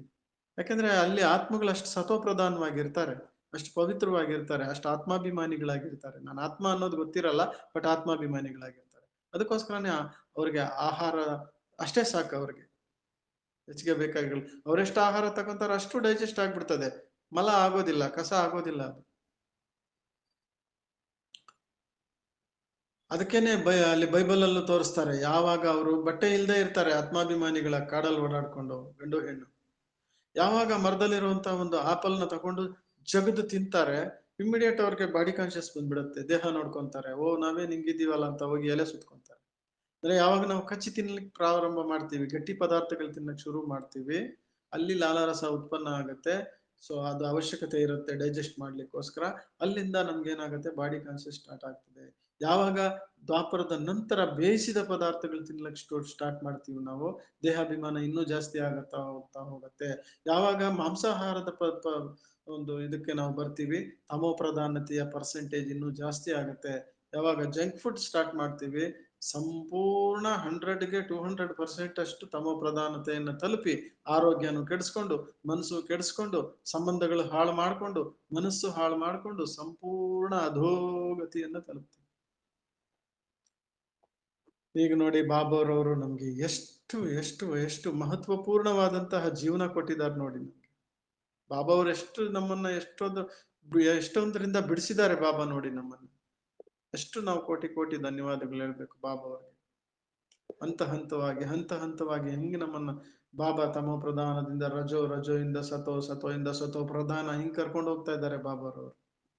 ಎಷ್ಟೆಷ್ಟು ನಾವು ಸತ್ಯುಗಕ್ಕೆ ಆಗ್ತಾ ಹೋಗ್ತೀವಿ, ಎಷ್ಟೆಷ್ಟು ಸತ್ಯುಗಕ್ಕೆ ಹತ್ರ ಆಗ್ತಾ ಹೋಗ್ತೀವಿ, ಅಷ್ಟೆಷ್ಟು ನಾವೇನ್ ಮಾಡ್ಬೇಕು, ಸತ್ಯಯುಗದ ಸಂಸ್ಕಾರವನ್ನ ಇಲ್ಲಿ ತುಂಬಿಕೊಳ್ತಾ ಹೋಗ್ಬೇಕು. ಅಥವಾ ಎಷ್ಟೆಷ್ಟು ನಾವು ಸತ್ಯಯುಗದ ಸಂಸ್ಕಾರವನ್ನ ಇಲ್ಲಿ ತುಂಬಿಕೊಳ್ತಾ ಹೋಗ್ತೀವಿ, ಅಷ್ಟೆಷ್ಟು ಸತ್ಯಯುಗ ನಮ್ಗೆ ಹತ್ತಿರದಲ್ಲಿ ಕಾಣಿಸ್ಲಿಕ್ಕೆ ಶುರುವಾಗತ್ತೆ. ಬ್ರಹ್ಮ ಬಾಬಾ ಕೃಷ್ಣನ್ ಫೋಟೋ ಮುಂದೆ ಕೂತ್ಕೊಂಡು ಮುಗುಳ್ನಗ್ತಾ ಇದ್ರಂತೆ. ಗುಲ್ಜಾರ್ದಾದಿ, ಏನ್ ಬಾಬಾ ಇವತ್ತು ಬಹಳ ಮುಗುಳ್ನಗ್ತಾ ಇದ್ದೀರಾ ಅಂದ್ರೆ, ನೋಡ್ ಮಗು, ನಾನು ಈ ಮುದಿಯ, ನಾನು ಅಜ್ಜ, ನಾನು ಮುದಿ ಶರೀರದಲ್ಲಿದ್ದೀನಿ, ಈಗ ಬಿಟ್ಬಿಡ್ತೀನಿ ನೋಡು, ಆ ಕೃಷ್ಣ ಶರೀರದಲ್ಲಿ ಹೋಗಿ ಸೇರ್ಕೊಂಡ್ಬಿಡ್ತೀನಿ ನಾನು ಅಂತ ಹೇಳಿ ನಗ್ನಗ್ತಾ ಖುಷಿಯಿಂದ ಹೇಳೋರಂತೆ. ಅಂದ್ರೆ ಬಾಬಾ ಅವ್ರಿಗೆ, ನಮ್ಮ ಬ್ರಹ್ಮ ಬಾಬಾ ಅವ್ರಿಗೆ ಸತ್ಯುಗ ಶ್ರೀಕೃಷ್ಣನ್ ಶರೀರ ಅಷ್ಟು ಹತ್ರದಲ್ಲಿ ಕಾಣಿಸ್ತಾ ಇತ್ತು. ಇವತ್ತಿದು ನಾಳೆ ಅದು ಅಷ್ಟು ಹತ್ರದಲ್ಲಿ ಕಾಣಿಸ್ತಾ ಇತ್ತು. ಸೊ ನಮಗೂ ಕೂಡ ಸತ್ಯಯುಗದ ಅನುಭವ ಬಹಳ ಹತ್ತಿರದಲ್ಲಿ ಅನುಭವ ಆಗ್ಬೇಕಂತಂದ್ರೆ ನಾವು ಕೂಡ ಆ ಒಂದು ಸ್ಥಿತಿಯನ್ನ ಇಲ್ಲಿ ತುಂಬ್ಕೋಬೇಕಾಗತ್ತೆ. ಎಷ್ಟೆಷ್ಟು ನಾವು ಸಾತ್ವಿಕತೆಯೆಡೆಗೆ ಹೋಗ್ತೀವಿ, ಅಷ್ಟೆಷ್ಟು ಸತ್ಯಯುಗವನ್ನ ಹತ್ರದಲ್ಲಿ ನೋಡ್ತೀವಿ. ಅಥವಾ ಎಷ್ಟೆಷ್ಟು ಸತ್ಯಯುಗವನ್ನು ಹತ್ರ ನೋಡ್ತೀವಿ, ಅಷ್ಟೆಷ್ಟು ನಾವು ಸಾತ್ವಿಕತೆಯ ಕಡೆ ಹೋಗ್ತಾ ಇದ್ದೀವಿ. ಸೊ ಇದು ಬಹಳ ಬಹಳ ನಮ್ಮ ಪುರುಷಾರ್ಥದಲ್ಲಿ, ನಮ್ಮ ಪುರುಷಾರ್ಥದ ಸಂಪನ್ನತೆ ಕಡೆಗೆ, ನಮ್ಮ ಪುರುಷಾರ್ಥದ ಸಂಪೂರ್ಣತೆಯ ಕಡೆಗೆ. ಯಾಕೆಂತಂದ್ರೆ ತಾವು ನೋಡ್ತೀರಿ ಇವತ್ತಿನ ದಿವಸ ಭಗವಂತನ ಮಕ್ಕಳು, ಬಾಬಾ ಅವ್ರ ಮಕ್ಕಳು, ಜ್ಞಾನಿಗಳು, ಯೋಗಿಗಳು, ವೈರಾಗಿಗಳು, ತ್ಯಾಗಿಗಳು, ಒಳ್ಳೇದು, ತುಂಬಾ ಒಳ್ಳೇದು, ಒಳ್ಳೊಳ್ಳೆ ಶಬ್ದಗಳೇ ಎಲ್ಲಾನು, ತುಂಬಾ ಮಹೋನ್ನತವಾದ ಶಬ್ದಗಳು. ಆದರೂ ಕೂಡ ಯಾಕೆ ಇನ್ನೂ ನಡೆ ನುಡಿ ಚೇಂಜ್ ಆಗಿಲ್ಲ? ಯಾಕೆ ಇನ್ನೂ ಸಂಸ್ಕಾರ ಚೇಂಜ್ ಆಗಿಲ್ಲ? ಯಾಕೆ ಇನ್ನೂ ಮಧುರತೆ ಬಂದಿಲ್ಲ? ಯಾಕೆ ಇನ್ನೂ ಮೂರನೇ ಗ್ರೇಡಿನ ಸಂಕಲ್ಪಗಳು ಯಾಕೆ ಇನ್ನೂ ಹೋಗಿಲ್ಲ? ನಾನು ಅದ್ಯಾವುದು ಅಂತ ಹೇಳಕ್ ಹೋಗಲ್ಲ. ಯಾಕೆ ಹೋಗಿಲ್ಲ? ಇನ್ನೂ ಖಿನ್ನತೆ, ಇನ್ನೂ ಡಿಸ್ಟರ್ಬೆನ್ಸು, ಇನ್ನೂ ನಾನ್ ಮೇಲೂ ನೀನ್ ಕೇಳು, ಇನ್ನೂ ಇನ್ನೊಂದು ಚಿಕ್ಕ ಚಿಕ್ಕ ಚಿಕ್ಕ ಚಿಕ್ಕ ಚಿಕ್ಕ ಚಿಕ್ಕ ವಿಷಯಗಳಿವೆಲ್ಲ ಕೂಡ ತುಂಬಾ. ಯಾಕೆ ಇನ್ನೂ ಹೋಗಿಲ್ಲ ಇವೆಲ್ಲ? ವೈ? ಜ್ಞಾನ ಇದೆ, ಯೋಗ ಮಾಡ್ತೀವಿ, ಹೌದು, ಬಟ್ ಯಾಕೆ ಹೋಗಿಲ್ಲ? ಯಾಕೆ ಇನ್ನೂ ವಿಶಾಲವಾದ ಗುಣ ಬಂದಿಲ್ಲ? ಒಬ್ರು ತಪ್ಪು ಮಾಡಿದ್ರೆ ಯಾರೋ ಅಂತ ಇಟ್ಕೊಳ್ಳಿ, ಅದನ್ನ ಕ್ಷಮಿಸೋ ಗುಣ ಯಾಕೆ ಬಂದಿಲ್ಲ ನಿಮ್ಗಿನ್ನು? ಅದನ್ನ ಅಳವಡಿಸ್ಕೊಳ್ಳೋ ಗುಣ ಯಾಕೆ ಬಂದಿಲ್ಲ ಇನ್ನು? ಅದಕ್ಕೆ ಫುಲ್ ಸ್ಟಾಪ್ ಇಡುವಂತ ಗುಣ ಯಾಕೆ ಬಂದಿಲ್ಲ ನಮ್ಮಲ್ಲಿ ಇನ್ನು? ಯಾವುದೋ ಒಂದು ವಿಷಯ ಇದೆ, ಅದನ್ನ ಚಿಕ್ಕದು ಮಾಡೋ ವಿಷಯ ಚಿಕ್ಕದು ಮಾಡುವಂತ ಒಂದು ಇದು ಯಾಕೆ ಬಂದಿಲ್ಲ ನಮ್ಮಲ್ಲಿ ಇನ್ನು? ಚಿಕ್ಕದನ್ನ ದೊಡ್ಡದು ಮಾಡ್ಬಿಡ್ತೀವಿ. ಬಾಬಾ ಹೇಳ್ತಾರೆ ದೊಡ್ಡದನ್ನ ಚಿಕ್ಕದು ಮಾಡಿ ಅಂತ ಹೇಳ್ತಾರೆ. ನಾವೇನ್ ಮಾಡ್ತೀವಿ? ಚಿಕ್ಕದನ್ನ ದೊಡ್ಡದು ಮಾಡ್ಬಿಡ್ತೀವಿ. ಯಾಕಿನ್ನು ನಮ್ಮಲ್ಲಿ ಅಳವಡಿಸ್ಕೊಳ್ಳೋ ಗುಣ ಬಂದಿಲ್ಲ? ಯಾಕಿನ್ನು ಕ್ಷಮಿಸೋ ಗುಣ ಬಂದಿಲ್ಲ? ಯಾಕಿನ್ನು ಫುಲ್ ಸ್ಟಾಪ್ ಇಡೋ ಗುಣ ಬಂದಿಲ್ಲ? ಯಾಕಿನ್ನು ನಮ್ಮಲ್ಲಿ ದಯಾ ಗುಣ, ಕ್ಷಮಾ ಗುಣ ಬಂದಿಲ್ಲ? ಇದನ್ನ ನಾವು ಥಿಂಕ್ ಮಾಡ್ಬೇಕಾಗಿದೆ ಅಲ್ಲ ಇವತ್ತು. ನಾನು ಎಲ್ಲಿದ್ದೀನಿ? ಇನ್ನು ಸತ್ಯಯುಗಕ್ಕೆ ಎಲ್ಲಿದ್ದೀನಿ ನಾನು? ಹತ್ರದಲ್ಲಿ ನಾನು ಕಲಿಯುಗದ ಸಂಸ್ಕಾರದಲ್ಲಿದ್ದೀನ? ದ್ವಾಪರದ ಸಂಸ್ಕಾರದ ತನಕ ಹೋಗಿದ್ದೀನ? ಅಟ್ಲೀಸ್ಟು ಹೋಗ್ಲಿ, ತ್ರೇತಾಯುಗದಷ್ಟೇ ಇದಕ್ಕೆ ಹೋಗಿದ್ದೀನ? ಸತ್ಯಯುಗದ ಸ್ಥಿತಿಗೆ ಹೋಗ್ಬೇಕಂತಂದ್ರೆ ಸತ್ಯಯುಗದ ಸಂಸ್ಕಾರವನ್ನ ನಾನಿಲ್ಲಿ ತುಂಬ್ಕೋಬೇಕಲ್ವಾ? ಸತ್ಯಯುಗದ ಸಂಸ್ಕಾರವನ್ನ ನಾನಿಲ್ಲಿ ತುಂಬ್ಕೊಂಡ್ರೆ ಅಲ್ವಾ ಸತ್ಯಯುಗಕ್ಕೆ ಹೋಗೋದು. ಸುಮ್ನೆ ಹೋಗ್ಲಿಕ್ಕಾಗತ್ತಾ? SSLC ಪಾಸ್ ಮಾಡಿದ್ರೆ ಅಲ್ವಾ PUCಗೆ ಹೋಗೋದು. SLCನೇ ಪಾಸ್ ಮಾಡ್ದಿರಾ ನಾನು PUCಗೆ ಹೋಗ್ಬಿಡ್ತೀನಿ, ಡಿಗ್ರಿಗೆ ಹೋಗ್ಬಿಡ್ತೀನಿ ಅಂದ್ರೆ ಪಾಸ್ ಆಗ್ಬೇಕಲ್ವಾ SSLC, ಆಮೇಲೆ ತಾನೇ PUC ಮಾತು. ಸೊ ನನ್ನೆಲ್ಲ ಸಂಸ್ಕಾರ ತುಂಬ್ಕೋಬೇಕಲ್ವಾ? ದೈವಿ ಸಂಸ್ಕಾರ, ಸಂಸ್ಕೃತಿ ನನ್ನಲ್ಲಿ ತುಂಬಿಕೊಂಡ್ರೆ ಅಲ್ವಾ ನನ್ನಲ್ಲಿ ಹೋಗೋದು. ಸಣ್ಣ ಸಣ್ಣ ಮಾತುಗಳಲ್ಲಿ ನಾವಿನ್ನೂ ವಿಚಲಿತರಾಗ್ತಾ ಇದ್ರೆ, ಹದ್ದಲ್ಲಿದ್ರೆ, ಇನ್ನೂ ಈರ್ಷ್ಯಾ ದ್ವೇಷದಲ್ಲಿದ್ರೆ, ಇನ್ನೂ ಸಿಟ್ಟು ಕೋಪಗಳಲ್ಲಿದ್ರೆ, ಇನ್ನೂ ಕ್ಷಮಿಸೋ ಗುಣ ನಮ್ಮಲ್ಲಿ ಬಂದಿಲ್ಲ ಅಂತಂದ್ರೆ ಇದ್ಯಾವುದು ದೈವಿ ಸಂಸ್ಕಾರಗಳಲ್ವಲ್ಲ, ಸಾತ್ವಿಕ ಸಂಸ್ಕಾರಗಳಲ್ವಲ್ಲ. ಮತ್ತೆ ಇದನ್ನೆಲ್ಲ ಇಟ್ಕೊಂಡು ನಾನು ಸತ್ಯುಗಕ್ಕೆ ಹೆಂಗ್ ಹೋಗಕ್ಕಾಗತ್ತೆ? ಅದನ್ನೆಲ್ಲ ಇಲ್ಲಿ ಕಳ್ಕೋಬೇಕಲ್ವಾ ನಾವು? ಅಲ್ಪ ಕಾಲದ್ದು ಏನೇನಿದೆ ಅದನ್ನು ಬಿಡ್ತಾ ಹೋಗ್ಬೇಕಲ್ವಾ ನಾವು? ಅದರ ಹಿಂದೆ ನಾವು ನಮ್ಮ ಸಂಸ್ಕಾರಗಳನ್ನ ಕಠಿಣ ಮಾಡ್ಕೋಬಾರ್ದಲ್ವಾ? ಈಗ ಉದಾಹರಣೆಗೆ ನನಗೆ ಯಾವುದೋ ಒಂದು ವಸ್ತು, ಅದು ಬೇಕು ನನಗೆ, ಆಯ್ತು, ಅದು ನನಗೆ ಬೇಕು, ಸಂತೋಷ, ಬೇಕನ್ನೋದು ಒಳ್ಳೇದೆ. ಅದನ್ನ ಇನ್ಯಾರೋ ಹಿಡ್ಕೊಂತಾ ಇದ್ದಾರೆ, ನನಗೂ ಬೇಕಿದು ಅಂತ. ಆವಾಗ ನೀವು ಕೂಡ ನನಗ್ ಬೇಕು ಅಂತ ಅಂದಾಗ ಏನಾಗುತ್ತೆ, ಅಲ್ಲಿ ಜಗಳ ಪ್ರಾರಂಭ ಆಗುತ್ತೆ. ಹೋಯ್ತು ದೈವಿ ಸಂಸ್ಕಾರ. ಬಿಟ್ಟು ಬಿಡಿ. ಅವರು ಏನು ಬೇಕಂತ ಹಿಡ್ಕೊಂಡಿದಾರೋ ಅದು ಒಂದು ಜನ್ಮದ್ದು, ಬಿಟ್ಬಿಡಿ. ಯಾರು ಈ ಒಂದು ಜನ್ಮದ್ದು ಬಿಟ್ಟು ಬಿಡ್ತಾರೋ ಅವ್ರಿಗೆ 21 ಜನ್ಮದ್ದು ಪ್ರಾಪ್ತಿ ಆಗತ್ತೆ. ಯಾರು ಈ ಒಂದು ಜನ್ಮದ್ದು ಬಿಡಲ್ಲ ಅವ್ರಿಗೆ 21 ಜನ್ಮದ್ದು ಪ್ರಾಪ್ತಿ ಆಗಲ್ಲ. ಈಗ ನೀವು ಥಿಂಕ್ ಮಾಡಿ, ನಿಮ್ಗೆ 21 ಜನ್ಮದ್ ಬೇಕೋ ಒಂದ್ ಜನ್ಮದ್ ಬೇಕೋ? ಆಕ್ಚುಲಿ ಕಾಂಪಿಟೇಷನ್ ಕ್ರಿಯೇಟ್ ಆಗೋದು 21 ಜನ್ಮದ ಪ್ರಾಪ್ತಿಯಲ್ಲಿ ಅಲ್ಲ. ಕಾಂಪಿಟೇಷನ್ ಕ್ರಿಯೇಟ್ ಆಗೋದು ಒಂದು ಜನ್ಮದ ಪ್ರಾಪ್ತಿಯಲ್ಲಿ. ಯಾವತ್ತೂ ಅಷ್ಟೇ, ನೀವು ಥಿಂಕ್ ಮಾಡಿ, ಎಲ್ಲಾ ತರದಲ್ಲೂ ಯೋಚನೆ ಮಾಡಿ. ನೀವು 21 ಜನ್ಮದ ಪ್ರಾಪ್ತಿಯಲ್ಲಿ ಯಾವುದೇ ಕಾರಣಕ್ಕೂ ಕಾಂಪಿಟೇಷನ್ ಕ್ರಿಯೇಟ್ ಆಗಲ್ಲ. ನೀವು ಬೇಕಾದ್ರೆ ನಿಧಾನವಾಗಿ ಇದ್ರ ಬಗ್ಗೆ ವಿಚಾರ ಮಂಥನ ಮಾಡಿ. ಕಾಂಪಿಟೇಷನ್ ಕ್ರಿಯೇಟ್ ಆಗೋದು, ಈರ್ಷ್ಯೆ ಕ್ರಿಯೇಟ್ ಆಗೋದು, ಮತ್ಸರ ಕ್ರಿಯೇಟ್ ಆಗೋದು ಅಲ್ಪಕಾಲದ ವಿಷಯಗಳಲ್ಲಿ, ಅಲ್ಪಕಾಲದ ಪ್ರಾಪ್ತಿಗಳಲ್ಲಿ. ಇದರಲ್ಲಿ ಕಾಂಪಿಟೇಷನ್ ಕ್ರಿಯೇಟ್ ಆಗೋದು. ಇದರಲ್ಲಿ ನೀವು ಸೋತೋಗಿ, ಇದರಲ್ಲಿ ನೀವು ಸೋತೋಗಿ, ಇದರಲ್ಲಿ ನೀವು ಸತ್ತೋಗಿ. ಬಾಬಾ ಹೇಳ್ತಾರೆ, ಇವತ್ತು ಸಾಯಿರಿ ಅಂತ ಹೇಳಿದ್ರು ಬಾಬಾ. ಇವತ್ತು ಬಾಬಾ ಏನ್ ಹೇಳಿದ್ರು?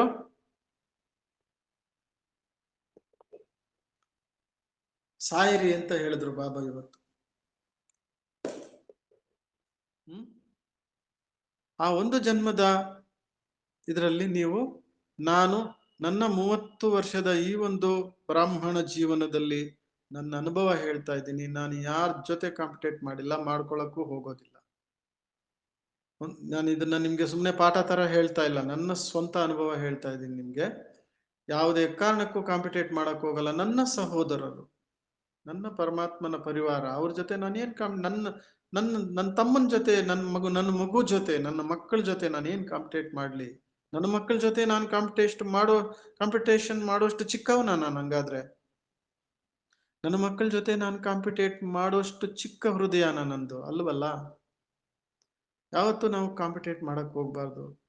ಯಾರಾದ್ರೂ 30 ವರ್ಷದ ನನ್ನ ಈ ಒಂದು ಜರ್ನಿಯಲ್ಲಿ ನಾನು ಯಾವತ್ತೂ ಬ್ರಾಹ್ಮಣ ಪರಿವಾರದಲ್ಲಿ ಯಾರೊಂದಿಗೂ ಕಾಂಪಿಟೇಟ್ ಮಾಡಿಲ್ಲ.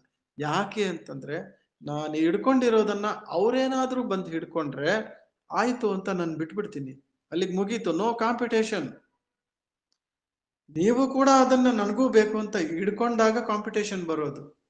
ಅದಕ್ಕೆ ನಾನು ಹೇಳಿದೆ, ಒಂದು ಜನ್ಮದ ಪ್ರಾಪ್ತಿಯನ್ನ ನೀವು ಹಿಡ್ಕೊಳ್ಳಿ. ಬಿಟ್ಬಿಡಿ ಅಂತ ನಾನು ಹೇಳ್ತಾ ಇಲ್ಲ, ಹಿಡ್ಕೊಳ್ಳಿ. ಬೇರೆಯವರು ಕೂಡ ಅದನ್ನ ನನಗೆ ಬೇಕು ಅಂತಂದಾಗ ಬಿಟ್ಬಿಡಿ, ಕಾಂಪಿಟೇಟ್ ಮಾಡಕ್ ಹೋಗ್ಬೇಡಿ. ಒಂದು ಜನ್ಮದ ಪ್ರಾಪ್ತಿ ಅದು. ಒಂದು ಜನ್ಮದ ಪ್ರಾಪ್ತಿಯನ್ನ ಬಿಟ್ಬಿಡಿ, 21 ಜನ್ಮದ ಪ್ರಾಪ್ತಿ ನಿಮ್ಗೆ ಸಿಗತ್ತೆ.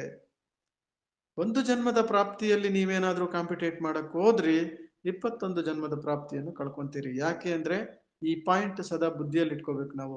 ತ್ಯಾಗ ಸೇ ಭಾಗ್ಯ, ತ್ಯಾಗದಿಂದ ಭಾಗ್ಯ.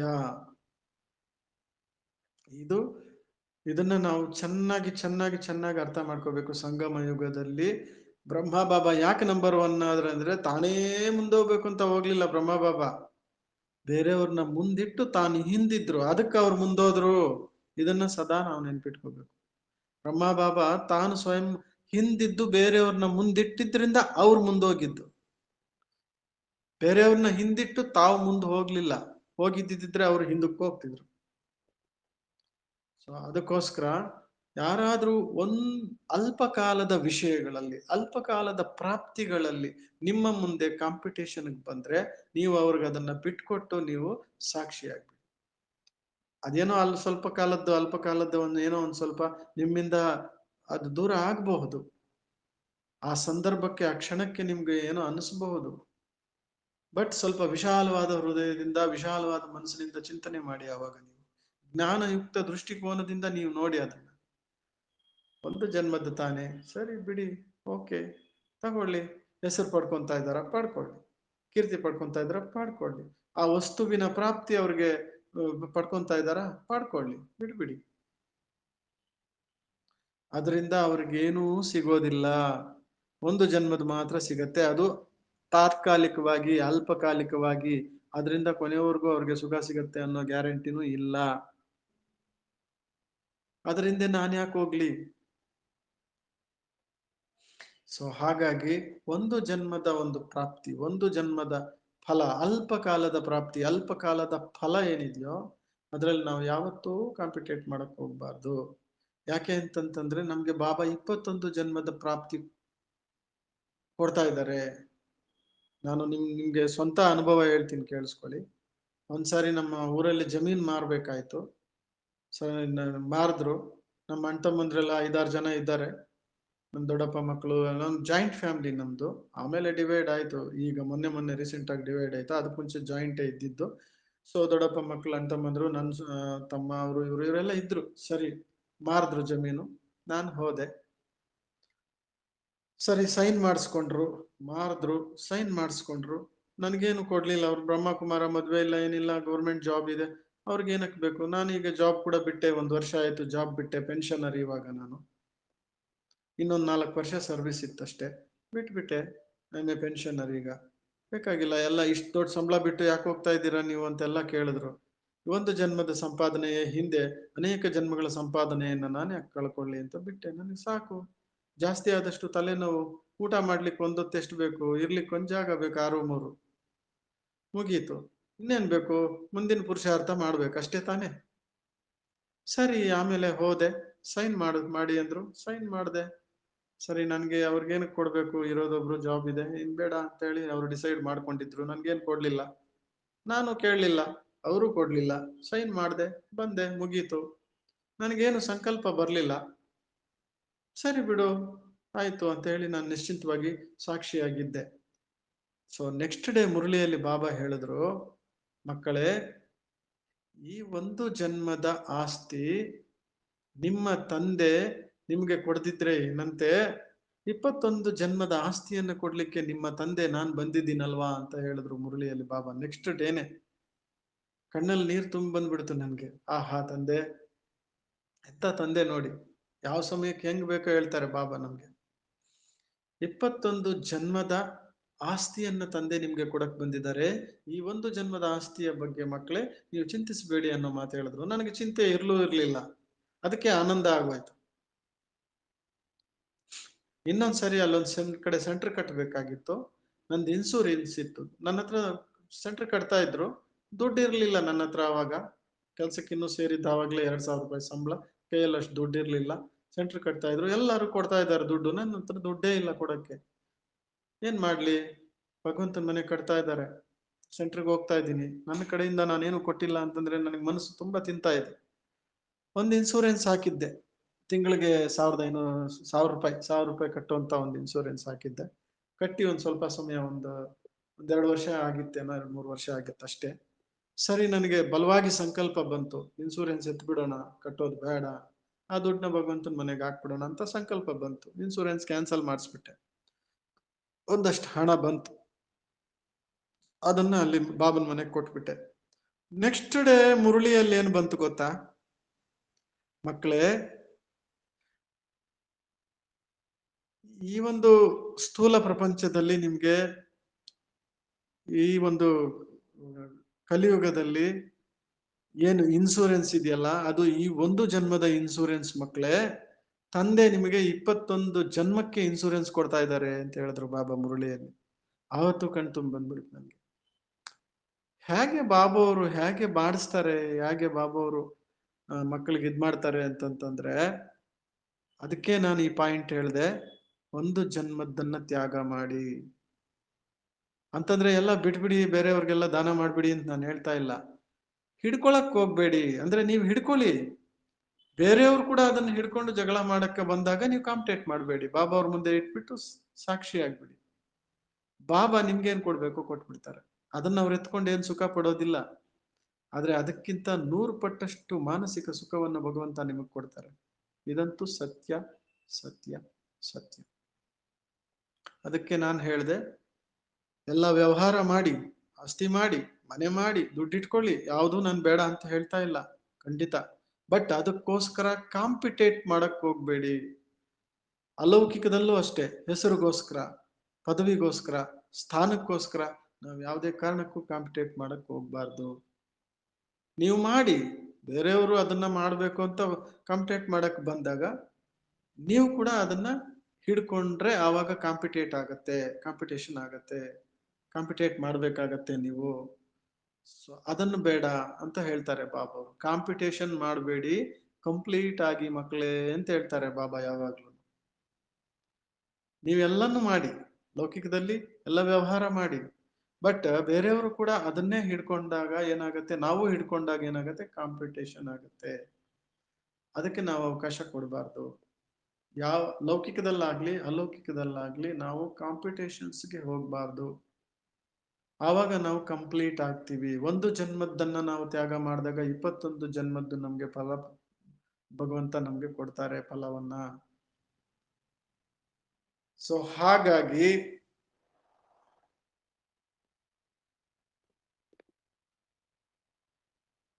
ಬ್ರಹ್ಮ ಭೋಜನದ ಮಹತ್ವ ಅಂತಂತಂದ್ರೇನೆ ಅದ್ರ ಜೊತೆಗೆ ಈ ಪಾಯಿಂಟ್ಗಳು ಕೂಡ ನೆನಪಾಯಿತು. ಸೊ ಹಾಗಾಗಿ ಇದು ಕೂಡ ನಾನು ತಮ್ಮ ಮುಂದೆ ನನ್ನ ಒಂದು ಅನುಭವವನ್ನು ಶೇರ್ ಮಾಡಿಕೊಂಡೆ. ಹಾಗಾಗಿ ಅಲ್ಪಕಾಲದ ಫಲ, ಅಲ್ಪಕಾಲದ ಸುಖ, ಅದು ವಸ್ತುವಿಂದ ಆಗ್ಬೋದು, ವ್ಯಕ್ತಿಯಿಂದ ಆಗ್ಬೋದು, ಪದಾರ್ಥದಿಂದ ಆಗಬಹುದು, ಅನ್ನ ಆಹಾರಗಳಿಂದ ಆಗಬಹುದು. ಇದನ್ನ ನಾವು ಎಷ್ಟೆಷ್ಟು ತ್ಯಾಗ ಮಾಡ್ತಾ ಹೋಗ್ತೀವಿ ಅಷ್ಟಷ್ಟು ನಾವು 21 ಜನ್ಮಗಳ ಪ್ರಾಪ್ತಿಗೆ ಅಧಿಕಾರಿಗಳಾಗ್ತಾ ಹೋಗ್ತೀವಿ. ಸೊ ಹಾಗಾಗಿ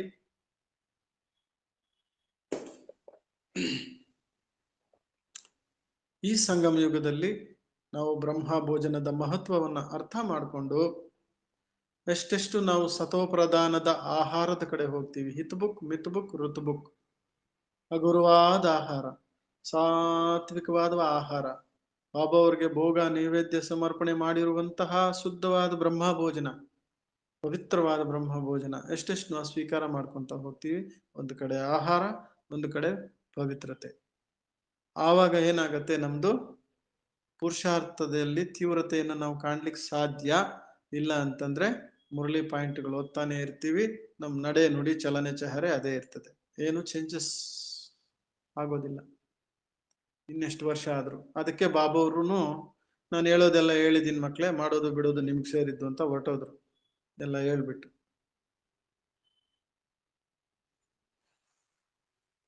ಸೊ ಹಾಗಾಗಿ ಬ್ರಹ್ಮ ಭೋಜನದ ಮಹತ್ವವನ್ನು ಅರ್ಥ ಮಾಡ್ಕೊಳ್ಳೋಣ, ಹಾಗೂ ಅಲ್ಪಕಾಲದ ಪ್ರಾಪ್ತಿಯ ಹಿಂದೆ ಓಡೋದನ್ನ ಬಿಡೋಣ. ಎಷ್ಟೆಷ್ಟು ನಾವು ಅದನ್ನ ತ್ಯಾಗ ಮಾಡ್ತೀವಿ ಅಷ್ಟಷ್ಟು ನಾವು ಇದ್ರ ಕಡೆ ಹೋಗ್ತೀವಿ. ಹಾಗೇನೆ ಇದೊಂದು ಕೆಲವು ಪಾಯಿಂಟ್ಸ್ ಇದೆ, ಅದನ್ನ ನಾನು ನಿಮ್ ಮುಂದೆ ಇಡ್ತೀನಿ. ಇಷ್ಟು ಸಮಯ ನಾನು ನನ್ನ ಅನುಭವನ ಶೇರ್ ಮಾಡ್ಕೊಂಡೆ ನಿಮ್ ಜೊತೆ. ಈಗ ಒಂದು ಕೆಲವು ಪಾಯಿಂಟ್ಸ್ ಇದೆ, ಅದನ್ನ ನಾನು ನಿಮ್ ಮುಂದೆ ಇಡ್ತೀನಿ, ಅದನ್ನ ನೀವು ಬುದ್ಧಿಯಲ್ಲಿ ನೋಟ್ ಮಾಡ್ಕೊಳ್ಳಿ. ಭಾವನೆಯಿಂದ ಭೋಗ ಇಟ್ಟರೆ ಶಿವತಂದೆ ಸ್ವೀಕಾರ ಮಾಡ್ತಾರೆ. ಶಿವತಂದೆ ನೆನಪಿನಿಂದ ಭೋಜನದಲ್ಲಿ ಶಕ್ತಿ ಬಂದ್ಬಿಡ್ತದೆ. ಈಶ್ವರೀಯ ಸ್ಮೃತಿಯಿಂದ ಭೋಜನ ಸ್ವೀಕರಿಸುವುದರಿಂದ ವಿಚಾರ ಶುದ್ಧವಾಗ್ತದೆ. ಪರಮಾತ್ಮ ನನಗೆ ತಿನ್ನಿಸ್ತಾ ಇದ್ದಾರೆ ಅಂತ ಭೋಜನವನ್ನ ಬಹಳ ಪ್ರೀತಿಯಿಂದ ತಿನ್ನಬೇಕು. ಒಂದೊಂದು ಪಾಯಿಂಟ್ ಬುದ್ಧಿಯಲ್ಲಿ ಪ್ರಿಂಟ್ ಮಾಡ್ಕೊಳ್ಳಿ. ಬ್ರಹ್ಮ ತಂದೆ ಒಂದೊಂದು ತುತ್ತು ತಿನ್ನುವಾಗಲೂ ಶಿವತಂದೆಯನ್ನು ನೆನಪು ಮಾಡ್ತಾ ಇದ್ರು. ನಾನು ಕೂಡ ಅದನ್ನೇ ಮಾಡ್ಬೇಕೀಗ. ಪರಮಾತ್ಮನಿಗೆ ಸ್ವೀಕಾರ ಮಾಡಿಸುವುದರಿಂದ ಭೋಜನ ಪ್ರಸಾದ ಆಗಿ ಹೋಗುತ್ತದೆ. ಬ್ರಹ್ಮಬಾಬಾ ಅವರು ಅನುಭವ ಹೇಳೋರಲ್ಲ, ಒಂದು ತುತ್ತು ಪ್ರತಿ ತುತ್ತು ನಾನು ಒಂದೊಂದು ತುತ್ತಿಗೂ ಬಾಬಾ ಅವ್ರು ನೆನಪು ಮಾಡ್ಬೇಕು ಅಂತ ನಾನು ಕೂತ್ಕೊಳ್ತೀನಿ, ಆದ್ರೆ ಮರ್ತೋಗ್ತೀನಿ, ಪುನಃ ನಾನು ಜ್ಞಾಪಿಸ್ಕೊಳ್ತೀನಿ ಅಂತ ಹೇಳ್ತಾರೆ ಬಾಬಾ ಅವರು. ಸೊ ಆ ಒಂದು ಪ್ರಯತ್ನ ನಾವು ಮಾಡಬೇಕು. ಬ್ರಹ್ಮ ಭೋಜನ ನಮ್ಮ ಸಂಸ್ಕಾರಗಳಲ್ಲಿ ಶುದ್ಧಿಯನ್ನು ತುಂಬುತ್ತದೆ. ಬ್ರಹ್ಮ ಭೋಜನ ತಯಾರಿಸುವುದು ದೊಡ್ಡದಕ್ಕಿಂತ ದೊಡ್ಡ ಯೋಗ ಆಗಿದೆ. ನಾನು ಆಗ್ಲೇ ಇದ್ರ ಬಗ್ಗೆ ಹೇಳಿದೆ. ಬ್ರಹ್ಮ ಭೋಜನ ಬಹುಮೂಲ್ಯ, ಇದರಲ್ಲಿ ಬಹಳ ಪ್ರೀತಿ ತುಂಬಿದೆ. ಬ್ರಹ್ಮ ಭೋಜನ ಭಗವಂತನ ಸಮೀಪ ಬರುವಂತ ಸಾಧನ ಆಗಿದೆ. ಬ್ರಹ್ಮ ಭೋಜನ ಮನಸ್ಸಿನ ಮೇಲೆ ಸಕಾರಾತ್ಮಕ ಪ್ರಭಾವ ಹಾಕುತ್ತದೆ. ತಂದೆಗೆ ಧನ್ಯವಾದ ನೀಡುತ್ತಾ ಬ್ರಹ್ಮ ಭೋಜನ ಸ್ವೀಕಾರ ನಾವು ಮಾಡಬೇಕಾಗತ್ತೆ. ಬ್ರಹ್ಮ ಭೋಜನ ಶರೀರ ಮತ್ತು ಆತ್ಮ ಎರಡರ ಸ್ವಾಸ್ಥ್ಯಕ್ಕಾಗಿ ಇದೆ. ಯೋಗಯುಕ್ತರಾಗಲು ತಂದೆ ಬ್ರಹ್ಮ ಭೋಜನಕ್ಕೆ ಪ್ರಥಮ ಸ್ಥಾನ ಕೊಟ್ಟಿದ್ದಾರೆ. ಬ್ರಹ್ಮ ಭೋಜನದ ಯಾವುದೇ ಪದಾರ್ಥ ವ್ಯರ್ಥವಾಗಿ ಹೋಗಬಾರದು. ತಿಂದ್ಬಿಟ್ಟು ಉಳ್ದಿದ್ ಬಿಸಾಕ್ತಿವಲ್ಲ, ಅದು ಯಾವತ್ತೂ ಮಾಡಬಾರ್ದು. ನಮ್ಗೆ ದಾದಿ ಹೇಳೋರು, ಹೊಟ್ಟೆ ತುಂಬ ತಿನ್ನಿ, ಒಂದು ಅಗಳು ಬಿಸಾಕ್ಬೇಡಿ ಅಂತ ಹೇಳೋರು.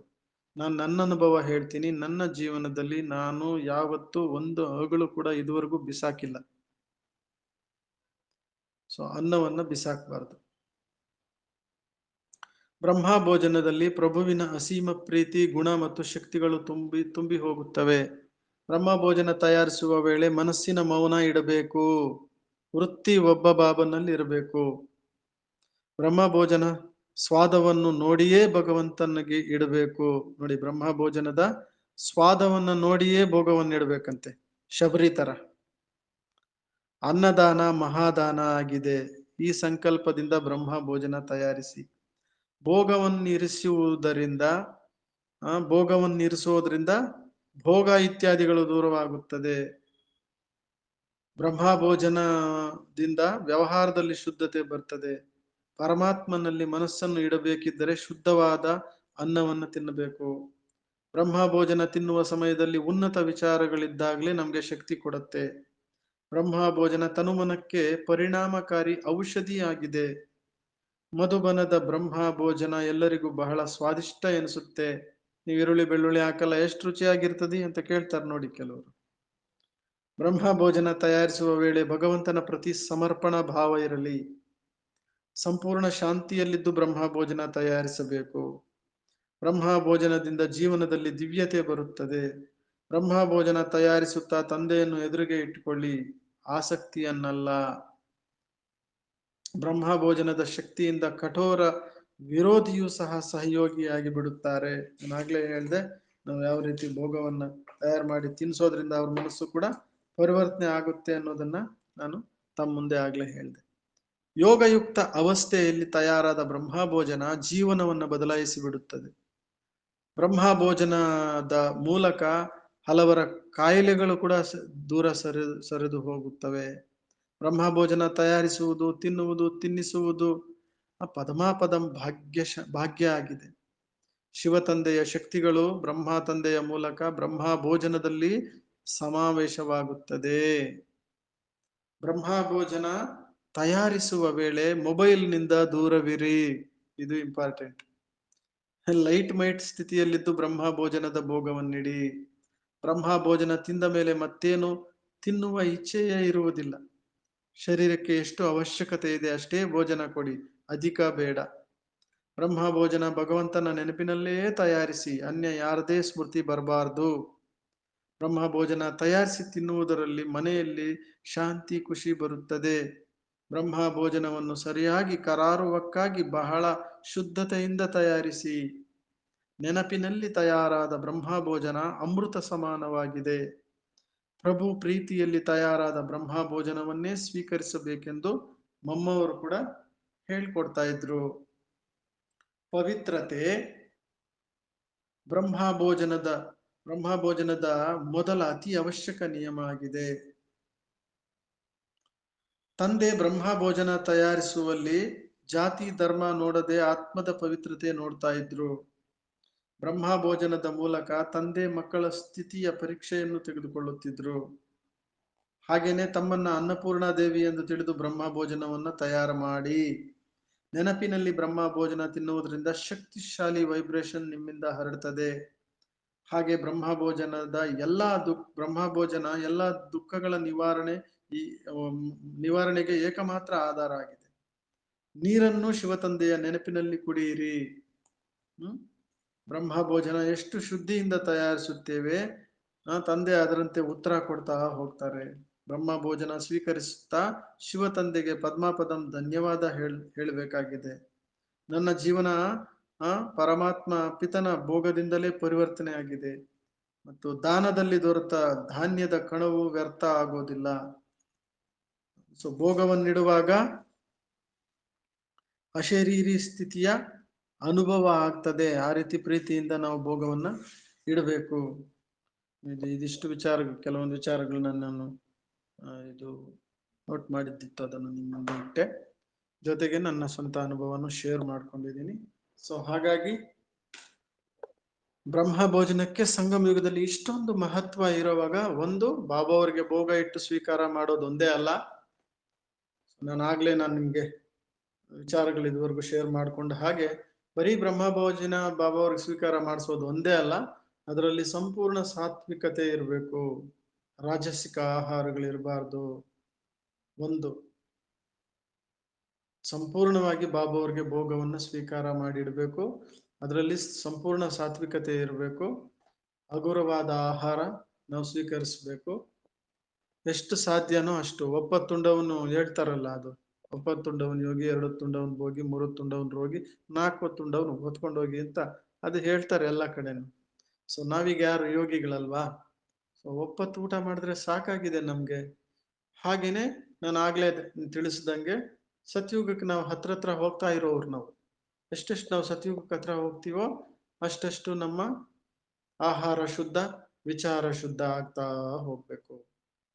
ಅದಕ್ಕೆ ಎಷ್ಟು ಸಾಧ್ಯನೋ ಅಷ್ಟು ಕಡಿಮೆ ತಿನ್ನೋಣ, ಹಗುರವಾಗಿರೋಣ, ಸಾತ್ವಿಕವಾದ ಆಹಾರ ಎಷ್ಟು ಸಾಧ್ಯನೋ ಅಷ್ಟು ಸಾತ್ವಿಕವಾದ ಹಣ್ಣು ತರಕಾರಿಗಳಿಗೆ ಬಂದ್ಬಿಡೋಣ. ಎಷ್ಟು ಸಾಧ್ಯವಾದಷ್ಟು ಅಷ್ಟಷ್ಟು ನಾವು ಬೇಗ ಬೇಗ ಬೇಗ ಬೇಗ ಬಾಬಾ ಅವ್ರು ನಮಗೆ ಕೊಟ್ಟಿರೋ ಈ ಸ್ವಲ್ಪ ಸಮಯದಲ್ಲಿ ನಾವು ಪ್ರತ್ಯಕ್ಷತೆಯ ಒಂದು ನಗಾರಿಯನ್ನ ಬಾರಿಸುವಂತಹ ತೀವ್ರ ಪುರುಷಾರ್ಥವನ್ನು ಮಾಡ್ತಾ, ನಮ್ಮನ್ನು ಸಂಪನ್ನ ಮಾಡ್ಕೊಳ್ತಾ, ನಮ್ಮನ್ನ ಸರ್ವಶ್ರೇಷ್ಠ ಸ್ಥಿತಿಯನ್ನ ನಾವು ತಲುಪುವಂತಹ ನಮ್ಮ ಒಂದು ಸ್ಥಿತಿಯನ್ನ, ಪುರುಷಾರ್ಥವನ್ನ ನಾವು ಮಾಡ್ಕೊಳ್ತಾ ತೀವ್ರಗತಿಯಲ್ಲಿ ಮುಂದುವರಿತಾ ಸಾಧ್ಯವಾದಷ್ಟು ಬೇಗ ನಾವು ಸಂಪನ್ನರಾಗಿ ಜಗತ್ತನ್ನ ನಾವು ಸಂಪನ್ನತೆಯ ಕಡೆ ಕರ್ಕೊಂಡು ಹೋಗುವಂತ ಪುರುಷಾರ್ಥ ನಾವೆಲ್ಲರೂ ಮಾಡೋಣ ಅಂತ ಹೇಳ್ತಾ, ತಮ್ಮೆಲ್ಲರಿಗೂ ಧನ್ಯವಾದಗಳನ್ನು ಹೇಳ್ತಾ, ಓಂ ಶಾಂತಿ. Good night. ಓಂ ಶಾಂತಿ.